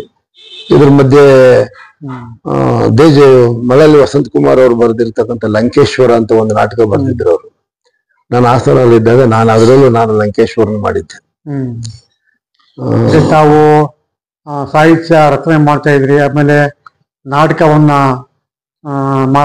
ನನ್ನ ನಾಟಕವನ್ನು ಪ್ರಯೋಗ ಮಾಡಿದ್ವಿ. ಉದಾತ್ತ ರಾವಣನ ನಾಗಚಂದ್ರ ಅವರು ಮೈಸೂರಲ್ಲಿ ಕನ್ನಡ ಸ್ಕೂಲ್ ಇದೆಯಲ್ಲ, ಅಲ್ಲಿ ನಾಗಚಂದ್ರ ಅವರು ಅಲ್ಲಿ ಅದರಲ್ಲೂ ನಾನು ರಾವಣನ್ ಮಾಡಿದ್ದೆ. ಉದಾತ್ತ ರಾವಣ ನಂದೇ ನಾಟಕದಲ್ಲಿ ಪ್ರಯೋಗ ಮಾಡಿದ್ದೆ.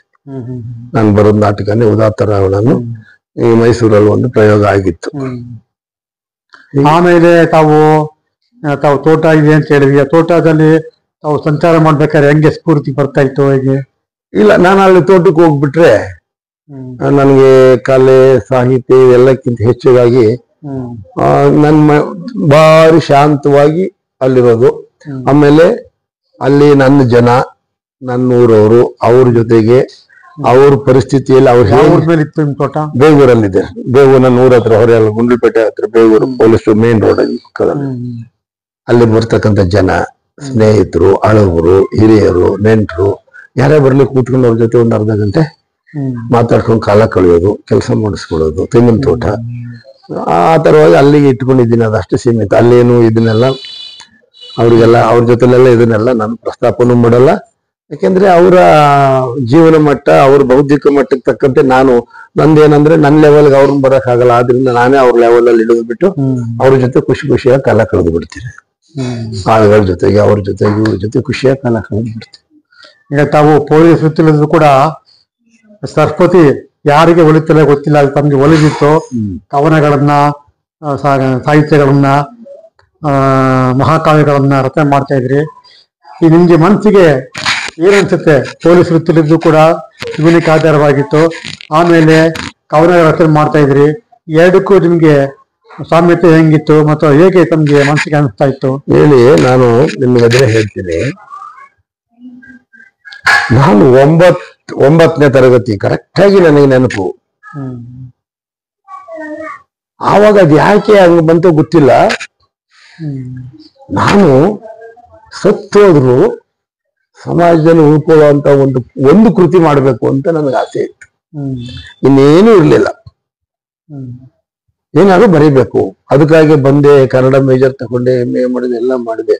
ಎಲ್ಲ ಮಾಡಿ ಆದ್ಮೇಲೆ ಸಬ್ ಇನ್ಸ್ಪೆಕ್ಟರ್ ಆದ್ಮೇಲೆ ಸುಮಾರು ತಿಂಗಳುಗಳ ಕಾಲ ನಾನು ಕಣ್ಣೀರ್ ಹಾಕಿದ್ದೀನಿ. ಏನು ಕಣ್ಣೀರ್ ಹಾಕಿದೆ, ಹೊಟ್ಟೆ ಇಷ್ಟು ಕೆಟ್ಟದು, ನನ್ನ ಅಭಿರುಚಿಯನ್ನ ನಾನು ಉಳಿಸ್ಕೊಳ್ಳಿಕ್ಕೆ ಹೊಟ್ಟೆ ಪಡುತ್ತಾನೆ ನಾನು ಓದುದಲ್ಲಿಗೆ. ಹಾಗಾಗಿ ನನ್ನ ಅಭಿರುಚಿಯನ್ನ ನಾನು ಏನ್ ಮಾಡ್ಲಿಲ್ಲ ಅಂತ ಹೇಳಿ ನನ್ನ ಹತ್ರ ಪಂಪ ಭಾರತ ಪುಸ್ತಕ ಇತ್ತು, ನಮಗೆ ಒಂದು ಸಬ್ಜೆಕ್ಟ್ ತಗೊಂಡಿದ್ದು ಪಂಪ ಭಾರತ. ನೋವಾದಾಗ್ಲೆಲ್ಲ ಬೇಜಾರಾದ್ರೆ, ಮದುವೆ ಆಗಿರ್ಲಿಲ್ಲ ಆಗಿನ್ನೂ ನಮಗೆ 83ರಲ್ಲಿ, ಅದು ತಗೊಂಡು ಮನೇಲಿ ಒಬ್ಬನೇ ಕೂತ್ಕೊಂಡು ಗಟ್ಟಿಯಾಗಿ ಎಲ್ರಿಗೂ ಸುತ್ತ ಗಟ್ಟಿಯಾಗಿ ಓದೋದು. ಅದನ್ನ ಓದ್ಬಿಟ್ಟು ಮನಸ್ಸಿಗೆ ಸಮಾಧಾನ ಆಗಿ ನಿದ್ರೆ ಬರೋದು. ಈಗ ನಂಗೆ ಮೊಬೈಲ್ ಇರ್ಲಿಲ್ವಲ್ಲ, ನೋಡೋದು ಪುಸ್ತಕ ಓದಿ ನಿದ್ರೆ ಬರೋದು, ಇಟ್ಬಿಟ್ಟು ಮಲ್ಕೊಳ್ಳೋದು, ಮತ್ತೆ ಬೆಳಿಗ್ಗೆ ಎದ್ದು ವೃತ್ತಿಗೆ. ಆಮೇಲೆ ಗ್ರಾಜುಯಲ್ ಆಗಿ ಹೊಂದ್ಕೊಂಡೆ. ಮತ್ತೆ ಕೂಲಿ ಕೊಟ್ಟವರಿಗೆ ದ್ರೋಹ ಮಾಡಬಾರ್ದು. ಹಲೋ, ಹಾ ಯಾರು? ಇಲ್ಲಮ್ಮ, ನಾವು ಹೊರಗಡೆ ಇದ್ದೀವಿ. ವೃತ್ತಿಗೆ ದ್ರೋಹ ಮಾಡಬಾರದು ಅಂತ ತೀರ್ಮಾನ ಮತ್ತೆ ನಂಗೆ ಸ್ವಾಮೀಜಿ ಹೇಳಿದ್ರು. ರಾಜೇಂದ್ರ ಸರ್ ಎದುರ್ಕೋತೀನಿ, ವೃತ್ತಿಗೆ ದ್ರೋಹ ಮಾಡಬೇಡ, ಧರ್ಮ ಬಿಡಬೇಡ, ನನಗೇನು ತೊಂದರೆ ಆಗಲ್ಲ, ಹೋಗು. ಹಾಗಾಗಿ ಯಾವತ್ತೂ ವೃತ್ತಿಗೆ ದ್ರೋಹ ಮಾಡಲಿಲ್ಲ. ಸಾಹಿತ್ಯ ನಡೀತಾ ಇತ್ತು ಫ್ರೀ ಟೈಮ್. ನಾನು ಅದಕ್ಕಾಗಿ ನಾನು ನನ್ನ ಪ್ರವೃತ್ತಿಯನ್ನ ಒತ್ತೆ ಇಟ್ಟೆ. ನಾನು ಸರ್ಕಲ್ ಇನ್ಸ್ಪೆಕ್ಟರ್ ಆಗಿ ಪುಸ್ತಕ ಎಲ್ಲ ಮಾಡೋದಿಲ್ಲ, ಇತ್ತೀಚೆಗೆ ಪ್ರವೃತ್ತಿಗಾಗಿ ವೃತ್ತಿಗೆ ನನ್ನ ಪ್ರವೃತ್ತಿಯನ್ನು ಒತ್ತೆ ಇಟ್ಟಿದ್ದೆ. ಅವಾಗ ಬಂದಾಗ ಒಂದೊಂದು ಕವನಗಳು ಬರ್ಕೊಂತಿದ್ದೆ, ವಚನ ಬರೀತಿದ್ದೆ, ಅಷ್ಟು ಬರ್ಕೊಂಡು ಮಾಡ್ಕೊಂಡಿರ್ತಿದ್ದೆ ಹೊರತು ಅಲ್ಲಿ ಕರೆದ್ರೆ ಹಾಡಾಡ್ಕೊಂತಿದ್ದೆ ಅಂತ. ಹಾಗೆ ಮಾಡ್ಕೊಂಡು ಮಾಡಿದ್ದೆ. ಹಾಗಾಗಿ ನನ್ನ ಪ್ರವೃತ್ತಿಗೆ ಪ್ರವೃತ್ತಿಯಿಂದ ವೃತ್ತಿಗೆ ತೊಂದರೆ ಮಾಡ್ಕೊಳ್ಳಿಲ್ಲ. ತೊಂದರೆ ಮಾಡಿ ಒಟ್ಟೆ ಸರಿಯಾಗಿ ಬ್ಯಾಲೆನ್ಸ್ ಮಾಡ್ಕೊಂಡು ಒತ್ತೆನೇ ಇಟ್ಟೆ ಅಂತ ಒಂದು ಅರ್ಥದಲ್ಲಿ ಒತ್ತೆ ಇಟ್ಟಿದ್ದೆ ನಾನು. ಅದರಲ್ಲಿ ಒಂದು ವಚನ ನಾನೇ ಬರೆದಿದ್ದೆ, ಅದಕ್ಕಾಗಿ ಬರದ್ನೇ ಏನೋ ಗೊತ್ತಿಲ್ಲ. ಕಲಾಂ ಅವ್ರನ್ನ ನೆನೆಸ್ಕೊಂಡಿದ್ದೆ ಅವತ್ತು. ಪ್ರವೃತ್ತಿಗೆ ತಕ್ಕಂತೆ ವೃತ್ತಿಯನ್ನು ಪಡೆದಾತ ಸಾಧಕನು ಜಗದೊಳಗೆ. ಅವನು ಪ್ರವೃತ್ತಿ ಏನಿದೆ ಅದಕ್ಕೆ ತಕ್ಕಂತ ವೃತ್ತಿಯನ್ನು ಪಡೆದಾತ ಸಾಧಕನು ಜಗದೊಳಗೆ. ನಿಜವಾಗ್ಲೂ ಅವರು ಒಬ್ಬರು ಸಾಧಕರು. ವೃತ್ತಿಗೆ ಪ್ರವೃತ್ತಿ ಎದುರಾದರೆ ಬಾಧಕನು ವೃತ್ತಿಗೆ. ಬಾಧಕ ಪ್ರವೃತ್ತಿಗೆ ಸಲುವಾಗಿ ವೃತ್ತಿಯನ್ನ ಕೆಡಿಸ್ಬಿಟ್ರೆ ಅವನು ವೃತ್ತಿಗೆ ಬಾಧಕನು ವೃತ್ತಿಗೆ. ವೃತ್ತಿಗೆ ಪ್ರವೃತ್ತಿಯನ್ನು ಒತ್ತೆ ಇಟ್ಟಿದ್ದರವ ಯೋಜಕ. ಅದು 3 ಕ ಅಂತ ಬಹುಶಃ ಅದ್ರ ಟೈಟ್ಲ್ ಇರ್ಬೇಕು ನನ್ನ ವೈಚಿತ್ರ್ಯ ಕವನದಲ್ಲಿ. ಇದು 3 ಕ: ಬಾಧಕ, ಸಾಧಕ, ಯೋಜಕ.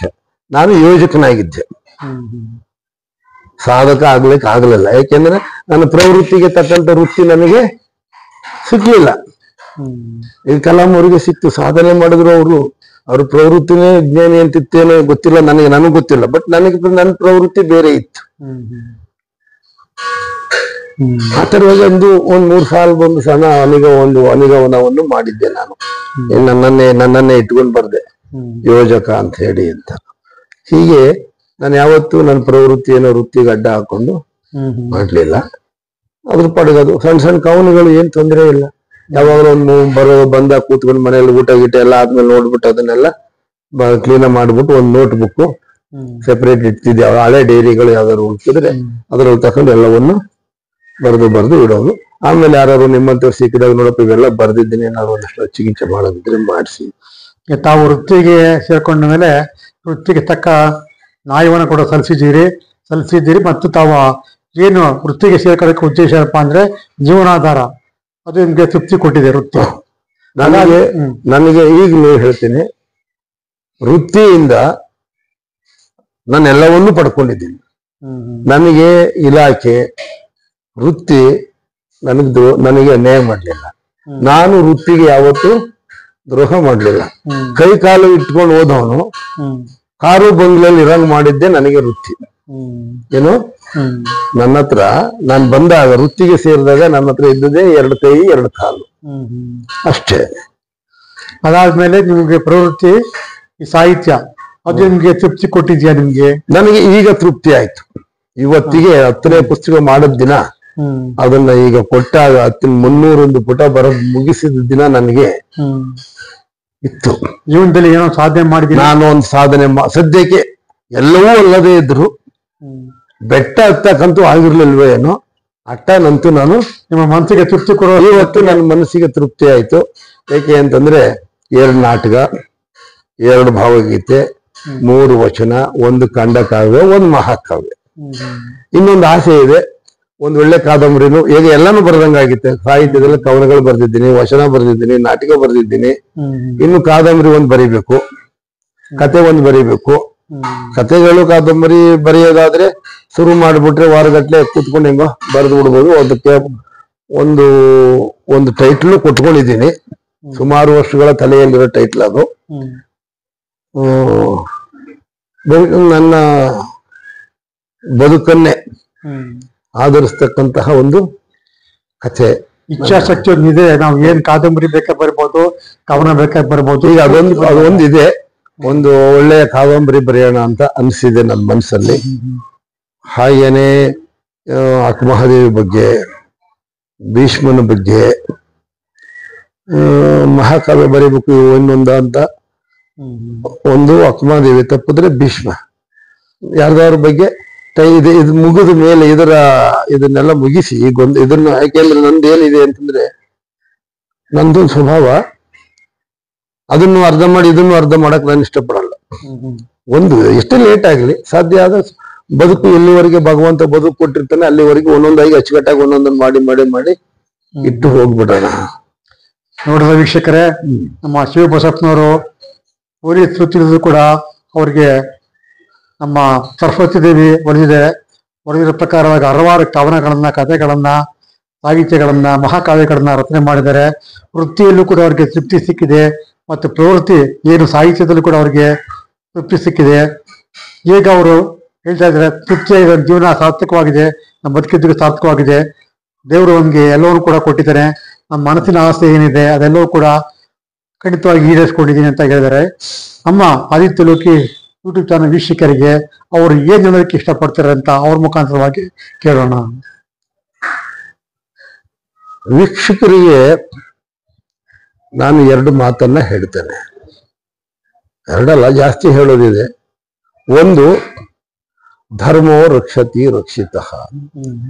ಏನ್ ಧರ್ಮ ಅಂದ್ರೆ ನಡೆಯುತ್ತೆ, ಇದು ಪ್ರಶ್ನೆ. ಧರ್ಮ ಏನು? ಇನ್ನೊಬ್ಬರಿಗೆ ನೋವಾಗದ ರೀತಿಯಲ್ಲಿ ಬದುಕುವುದೇ ನಮ್ಮ ಬದುಕಿನ ಧರ್ಮ. ಬೇರೆಯವರಿಗೆ ನೋವು ಕೊಟ್ಟು ಬದುಕಬಾರ್ದಲ್ವಾ? ಅದು ಧರ್ಮ. ನೀವು ಬೇರೆಯವ್ರಿಗೆ ನೋವು ಕೊಡ್ಲಿಲ್ಲ ಅಂದ್ರೆ ನಿಮ್ಗೆ ಇನ್ನೊಬ್ರು ನೋವು ಕೊಡ್ಲಿಕ್ಕೆ ಸಾಧ್ಯ ಇಲ್ಲ ಅಂತ ನಾನು ಅಂದ್ಕೊಂಡಿರೋದು ಒಂದು. ಹಾಗಾಗಿ ಅದನ್ನೇ ನಾನು ಧರ್ಮ ಅಂದ್ಕೊಂಡು, ನೀವು ಇನ್ನೊಬ್ಬರನ್ನ ರಕ್ಷಣೆ ಮಾಡಿ ನೀವು ಧರ್ಮೋ ರಕ್ಷತಿ ರಕ್ಷಿತಃ ಅಂತ ಹೇಳ್ತಾರೆ. ಅದು ಹಾಗಾಗಿ. ಎರಡನೇದು, ನಾನು ವೃತ್ತಿಯಲ್ಲಿರುವಾಗ ಅಷ್ಟೊತ್ತಲ್ಲಿ ಹೋಗ್ಬಿಡ್ತಿದ್ದೆ. ಗಲಾಟೆ ಗಿಲಾಟೆ ಆಗ್ತೀರಿ, ಹೀಗೆ ದೊಣ್ಣೆ ಹಾಕೊಂಡು ಸುಮ್ಮನೆ ನುಗ್ಬಿಡ್ತಿದ್ದೆ. ನಮ್ಮ ಪೊಲೀಸ್ ಸಾರ್ ನೀವು ಒಬ್ಬರೇ ಒಬ್ಬಡಿ ಬನ್ನಿ ಸರ್, ನನಗೇನು ಆಗಲ್ಲ, ನನಗೇನು ಆಗೋದಿಲ್ಲ, ನಾನು ಯಾರಿಗೂ ಚೆಕ್ ಮಾಡಿಲ್ಲ, ನಾನು ಯಾರು ಹಿಂದ್ಗಡೆಯಿಂದ ಹೊಡೆಯಲ್ಲ, ಹೊಡೆದ್ರು ಹಿಂದ್ಗಡೆಯಿಂದ ಹೊಡ್ಕೊಂಡ್ರೆ ಅವ್ರ ಪಾಪ ನಾನು ಮುಂದೆ ಹೋಗ್ತೀನಿ ಅಂತ ಹೇಳಿ ಹೋಗ್ತಿದ್ದೆ. ನನಗೇನು ಆಗ್ತಿರ್ಲಿಲ್ಲ. ನಾನು ಹೇಳ್ದೆ, ನಾನು ಅವ್ರಿಗೆ ಒಳ್ಳೇದ್ ಮಾಡ್ಬೇಕಾಗಿದೆ. ಅಲ್ಲಿ ಇಬ್ರು ಒಂದೆರಡು ಗುಂಪವ್ರು ಗಲಾಟೆ ಮಾಡ್ತಾ ಇದ್ರೆ ನಾನು ಹೇಳಿ ಹಂಗಿಲ್ಲಿ ನಿಂತ್ಕೊಂಡ್ರೆ, ಇಲ್ಲ ನಾನು ಏನಾರು ಆಗ್ಲಿ ತೊಂದ್ರೆ ನಮ್ಮ ಮಧ್ಯೆ ಹೋಗಿ ನಿಲ್ತೀನಿ ಅಂತ ದಡ ಹೊಡಿ ಹೋಗ್ತಿದ್ದೆ. ನಾನು ಅಟ್ಟಿಸ್ಕೊಂಡು ಹೋಗ್ತಿದ್ದೆ. ಹಾಗಾಗಿ ನಮ್ಮ ಮನಸ್ಸಿನಲ್ಲಿ ಅದು ಎರಡನೇದು. ನಾನು ಕಂಡುಕೊಂಡದ್ದು, ಮನುಷ್ಯನಿಗೆ ಸಾಧನೆ ಮಾಡ್ಬೇಕಾದ್ರೆ ತಾಳ್ಮೆನೂ ಇರಬೇಕು. ಹೌದು, ನಿಜ. ಮತ್ತೆ ಸಹನೆ ಇರಬೇಕು. ಕಾಲಕ್ಕೋಸ್ಕರ ಕಾಯ್ಬೇಕು. ಕಾಲಾಯ ತಸ್ಮೈ ನಮಃ. ಕಾಲವೆಲ್ಲರ ಕಾಲ ಎಳೆಯುವುದು ಭೀಷ್ಮ ಇವನಿಗೆ ಹೇಳ್ತಾನೆ ಕರ್ಣನಿಗೆ ನನ್ನ ಕಾವ್ಯದಲ್ಲಿ. ಕಾಲ ಕೂಡಿ ಬರದೆ ಏನು ಕಾಲ ಬರ್ತತೆ ಅಂದ್ರೆ ಅದು ಬಂದಾಗ ನಮ್ ಕಡೆ ಗಾದೆ ಹೇಳ್ತಾರೆ, ಹೆಣ್ಣು ಬಂದಾಗ ಕಣ್ಣು ಮುಚ್ಕೊಂಡ. ಅವಕಾಶಗಳು ಬಂದಾಗ ಕಣ್ಣು ಬಿಟ್ಟು ಅದನ್ನ ಅಕ್ಸೆಪ್ಟ್ ಮಾಡ್ಕೋಬೇಕು, ಕಾಯ್ಬೇಕು, ತಾಳ್ಮೆಯಿಂದ ಕಾಯ್ಬೇಕು. ಶಕುನಿ ಹೇಳ್ತಾನೆ ಇಲ್ಲಿ, ನನ್ನ ಕಾವ್ಯದಲ್ಲೇ ಬರೆದಿದ್ದೀನಿ ನಾನು. ಬಲೆಯ ಬೇಟೆಗಾಗಿ ಬಲೆಯ ಬೀಸಿ ಬೇಟೆಗಾರ ಕಾಯುವಂತೆ ಕಾಯಬೇಕು. ಈಗ ಒಂದ್ ಮೊಲ ಹಿಡಿಬೇಕು ಅಂತ ಹೋದ್ರೆ ಬಲೆ ಹಾಕ್ಬಿಟ್ಟು ವಾರ್ತಿದಂಗೆ ಸಿಕ್ತತಾ, ಕಾಯ್ಕೊಂಡು ಕೂತಿರ್ಬೇಕು. ಹೊಲ ಬರ್ಬೇಕು, ಬರಿಬೇಕು, ಹಿಡಿಬೇಕು, ಬಲೆ ಸಿಕ್ಕಾಕಬೇಕು, ಅಲ್ಲಿವರೆಗೆ ಕಾಯ್ಬೇಕಲ್ಲ. ಅದಕ್ಕೇನ್ ಬೇಕು ಅಷ್ಟು ಬಂದೋಬಸ್ತ್ ಮಾಡಿ ಸುಮ್ಮನೆ ಕಾಯ್ಕೊಂಡು ಕೂತ್ರೆ ಆಮೇಲೆ ಸಿಗುತ್ತಾ? ಅದಕ್ಕೆ ಬಲೆ ಹಾಕ್ಬೇಕು, ಎಲ್ಲ ಮಾಡ್ಬೇಕು, ರೆಡಿ ಮಾಡ್ಬೇಕು, ಮಾಡ್ಕೊಂಡು ಕಾಯ್ಬೇಕು.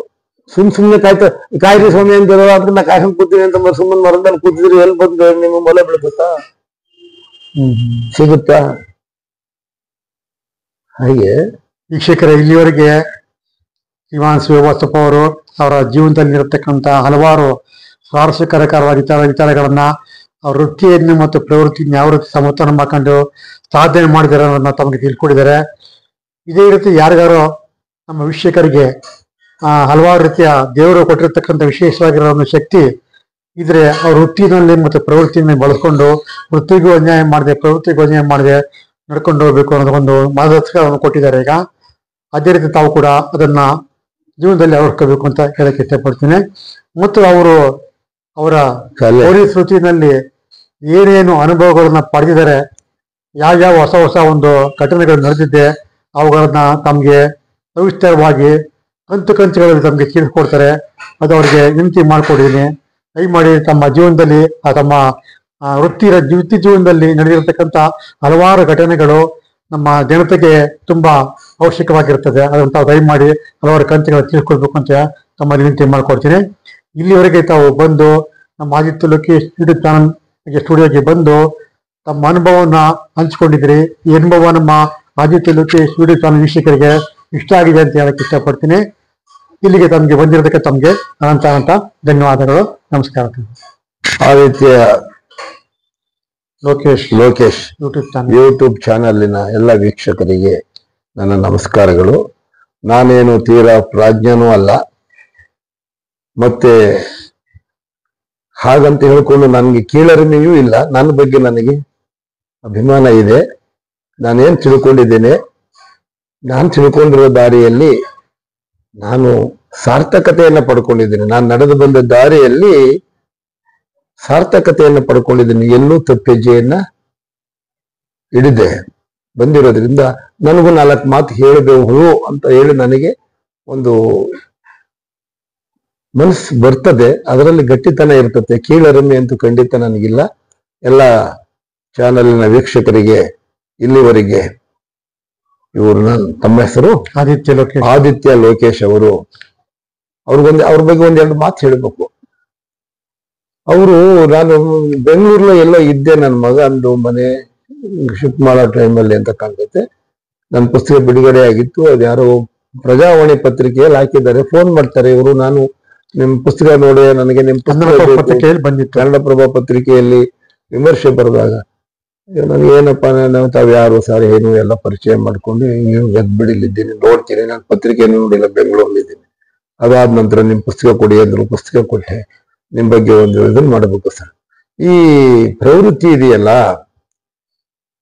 ಎಷ್ಟೋ ಜನ ನಮ್ಗಳಿಗೆ ನನ್ಗಿನ್ನೂ ಸಂಕೋಚ, ಒಂಥರ ಎಲೆಮರೆಗೆ ನಾನೇನ್ ಮಹಾ ಮಾಡಿದ್ದೀನಿ ಅಂತಕ್ಕಂಥದ್ದು ನಾನು. ಹಾಗಾಗಿ ನಾನು ಎಲ್ಲೂ ಹೋಗಿ ಹೇಳ್ಕೊಳಗಿಲ್ಲ. ಇವ್ರು ಕರೆದಾಗ್ಲು ಬಹುಶಃ 1 ತಿಂಗಳಾಯ್ತು ಸರ್. 1 ತಿಂಗಳಿಂದ ಕೇಳ್ತಾ ಇದ್ದಾರೆ ನಾನು ಏನ್ ಮಾಡಿದ್ದೀನಿ ಅಂತ. ನಾನು ಯಾಕೆ ಹೋಗಿ ಇವ್ರಿಗೆ ನಾನು ಎಂಟು ಕೊಟ್ಟು ನಾನು ದೊಡ್ಡ ಮನುಷ್ಯ ಅಂತ ಅನ್ನಿಸ್ಕೊಳ್ಬೇಕು ಹೆಂಗಪ್ಪ ಅಂತ ಒಂದ್ ಸ್ವಲ್ಪ ಒಳಗೆ ಕೀಳರಿಮೆ ಇತ್ತು. ನಮ್ಮಂತವ್ರನ್ನೂ ಕರ್ಕೊಂಡು ಬಂದು ಈ ರೀತಿ ಜನಗಳಿಗೆ ಪರಿಚಯ ಮಾಡಿಸ್ತಾ ಇದ್ದಾರೆ. ಬಹುಶಃ ಅದು ಆದಿತ್ಯ ಲೋಕೇಶ್ ಅವರ ದೊಡ್ಡ ಗುಣ ಇರಬೇಕು. ಹಾಗಾಗಿ ಇಷ್ಟವರೆಗೆ ನನ್ನ ಜೊತೆ ನನ್ನನ್ನ ಪರಿಚಯ ಮಾಡಿದ್ದಾರೆ. ಅವರಿಗೆ ನಾನು ವೈಯಕ್ತಿಕವಾಗಿ ಮತ್ತು ವೀಕ್ಷಕರ ಪರವಾಗಿ ಅನಂತ ಧನ್ಯವಾದಗಳನ್ನು ಅರ್ಪಿಸ್ತೇನೆ. ಆದಿತ್ಯ ಲೋಕೇಶ್ ಯೂಟ್ಯೂಬ್ ಚಾನಲ್ ವೀಕ್ಷಕರಿಗೆ ಯಾರಾದ್ರೂ ಈ ತರ ಟ್ಯಾಲೆಂಟ್ ಇರತಕ್ಕಂಥವ್ರು ಇದ್ರೆ ನಮ್ಮ ಸ್ಕ್ರೀನ್ ಮೇಲೆ ನಮ್ಮ ಫೋನ್ ನಂಬರ್ ಸಿಗುತ್ತೆ. ಅದ್ರಲ್ಲಿ ಫೋನ್ ಮಾಡಿ ತಮ್ಗೆ ಏನು ಒಂದು ಟ್ಯಾಲೆಂಟ್ ಇದೆ ಅದನ್ನ ಪ್ರದರ್ಶನ ಮಾಡೋಕ್ಕೆ ಅವಕಾಶ ಇದೆ. ದಯಮಾಡಿ ಪ್ರಯತ್ನ ಮಾಡಿ, ನಿಮ್ಮ ಟ್ಯಾಲೆಂಟ್ ಪ್ರದರ್ಶನ ಮಾಡೋಕ್ಕೆ ಧೈರ್ಯ ಮಾಡಿ, ಮುನ್ನುಗ್ಗಿ ಅಂತ ಹೇಳಕ್ಕೆ ಇಷ್ಟಪಡ್ತೀನಿ. ನಮಸ್ಕಾರ.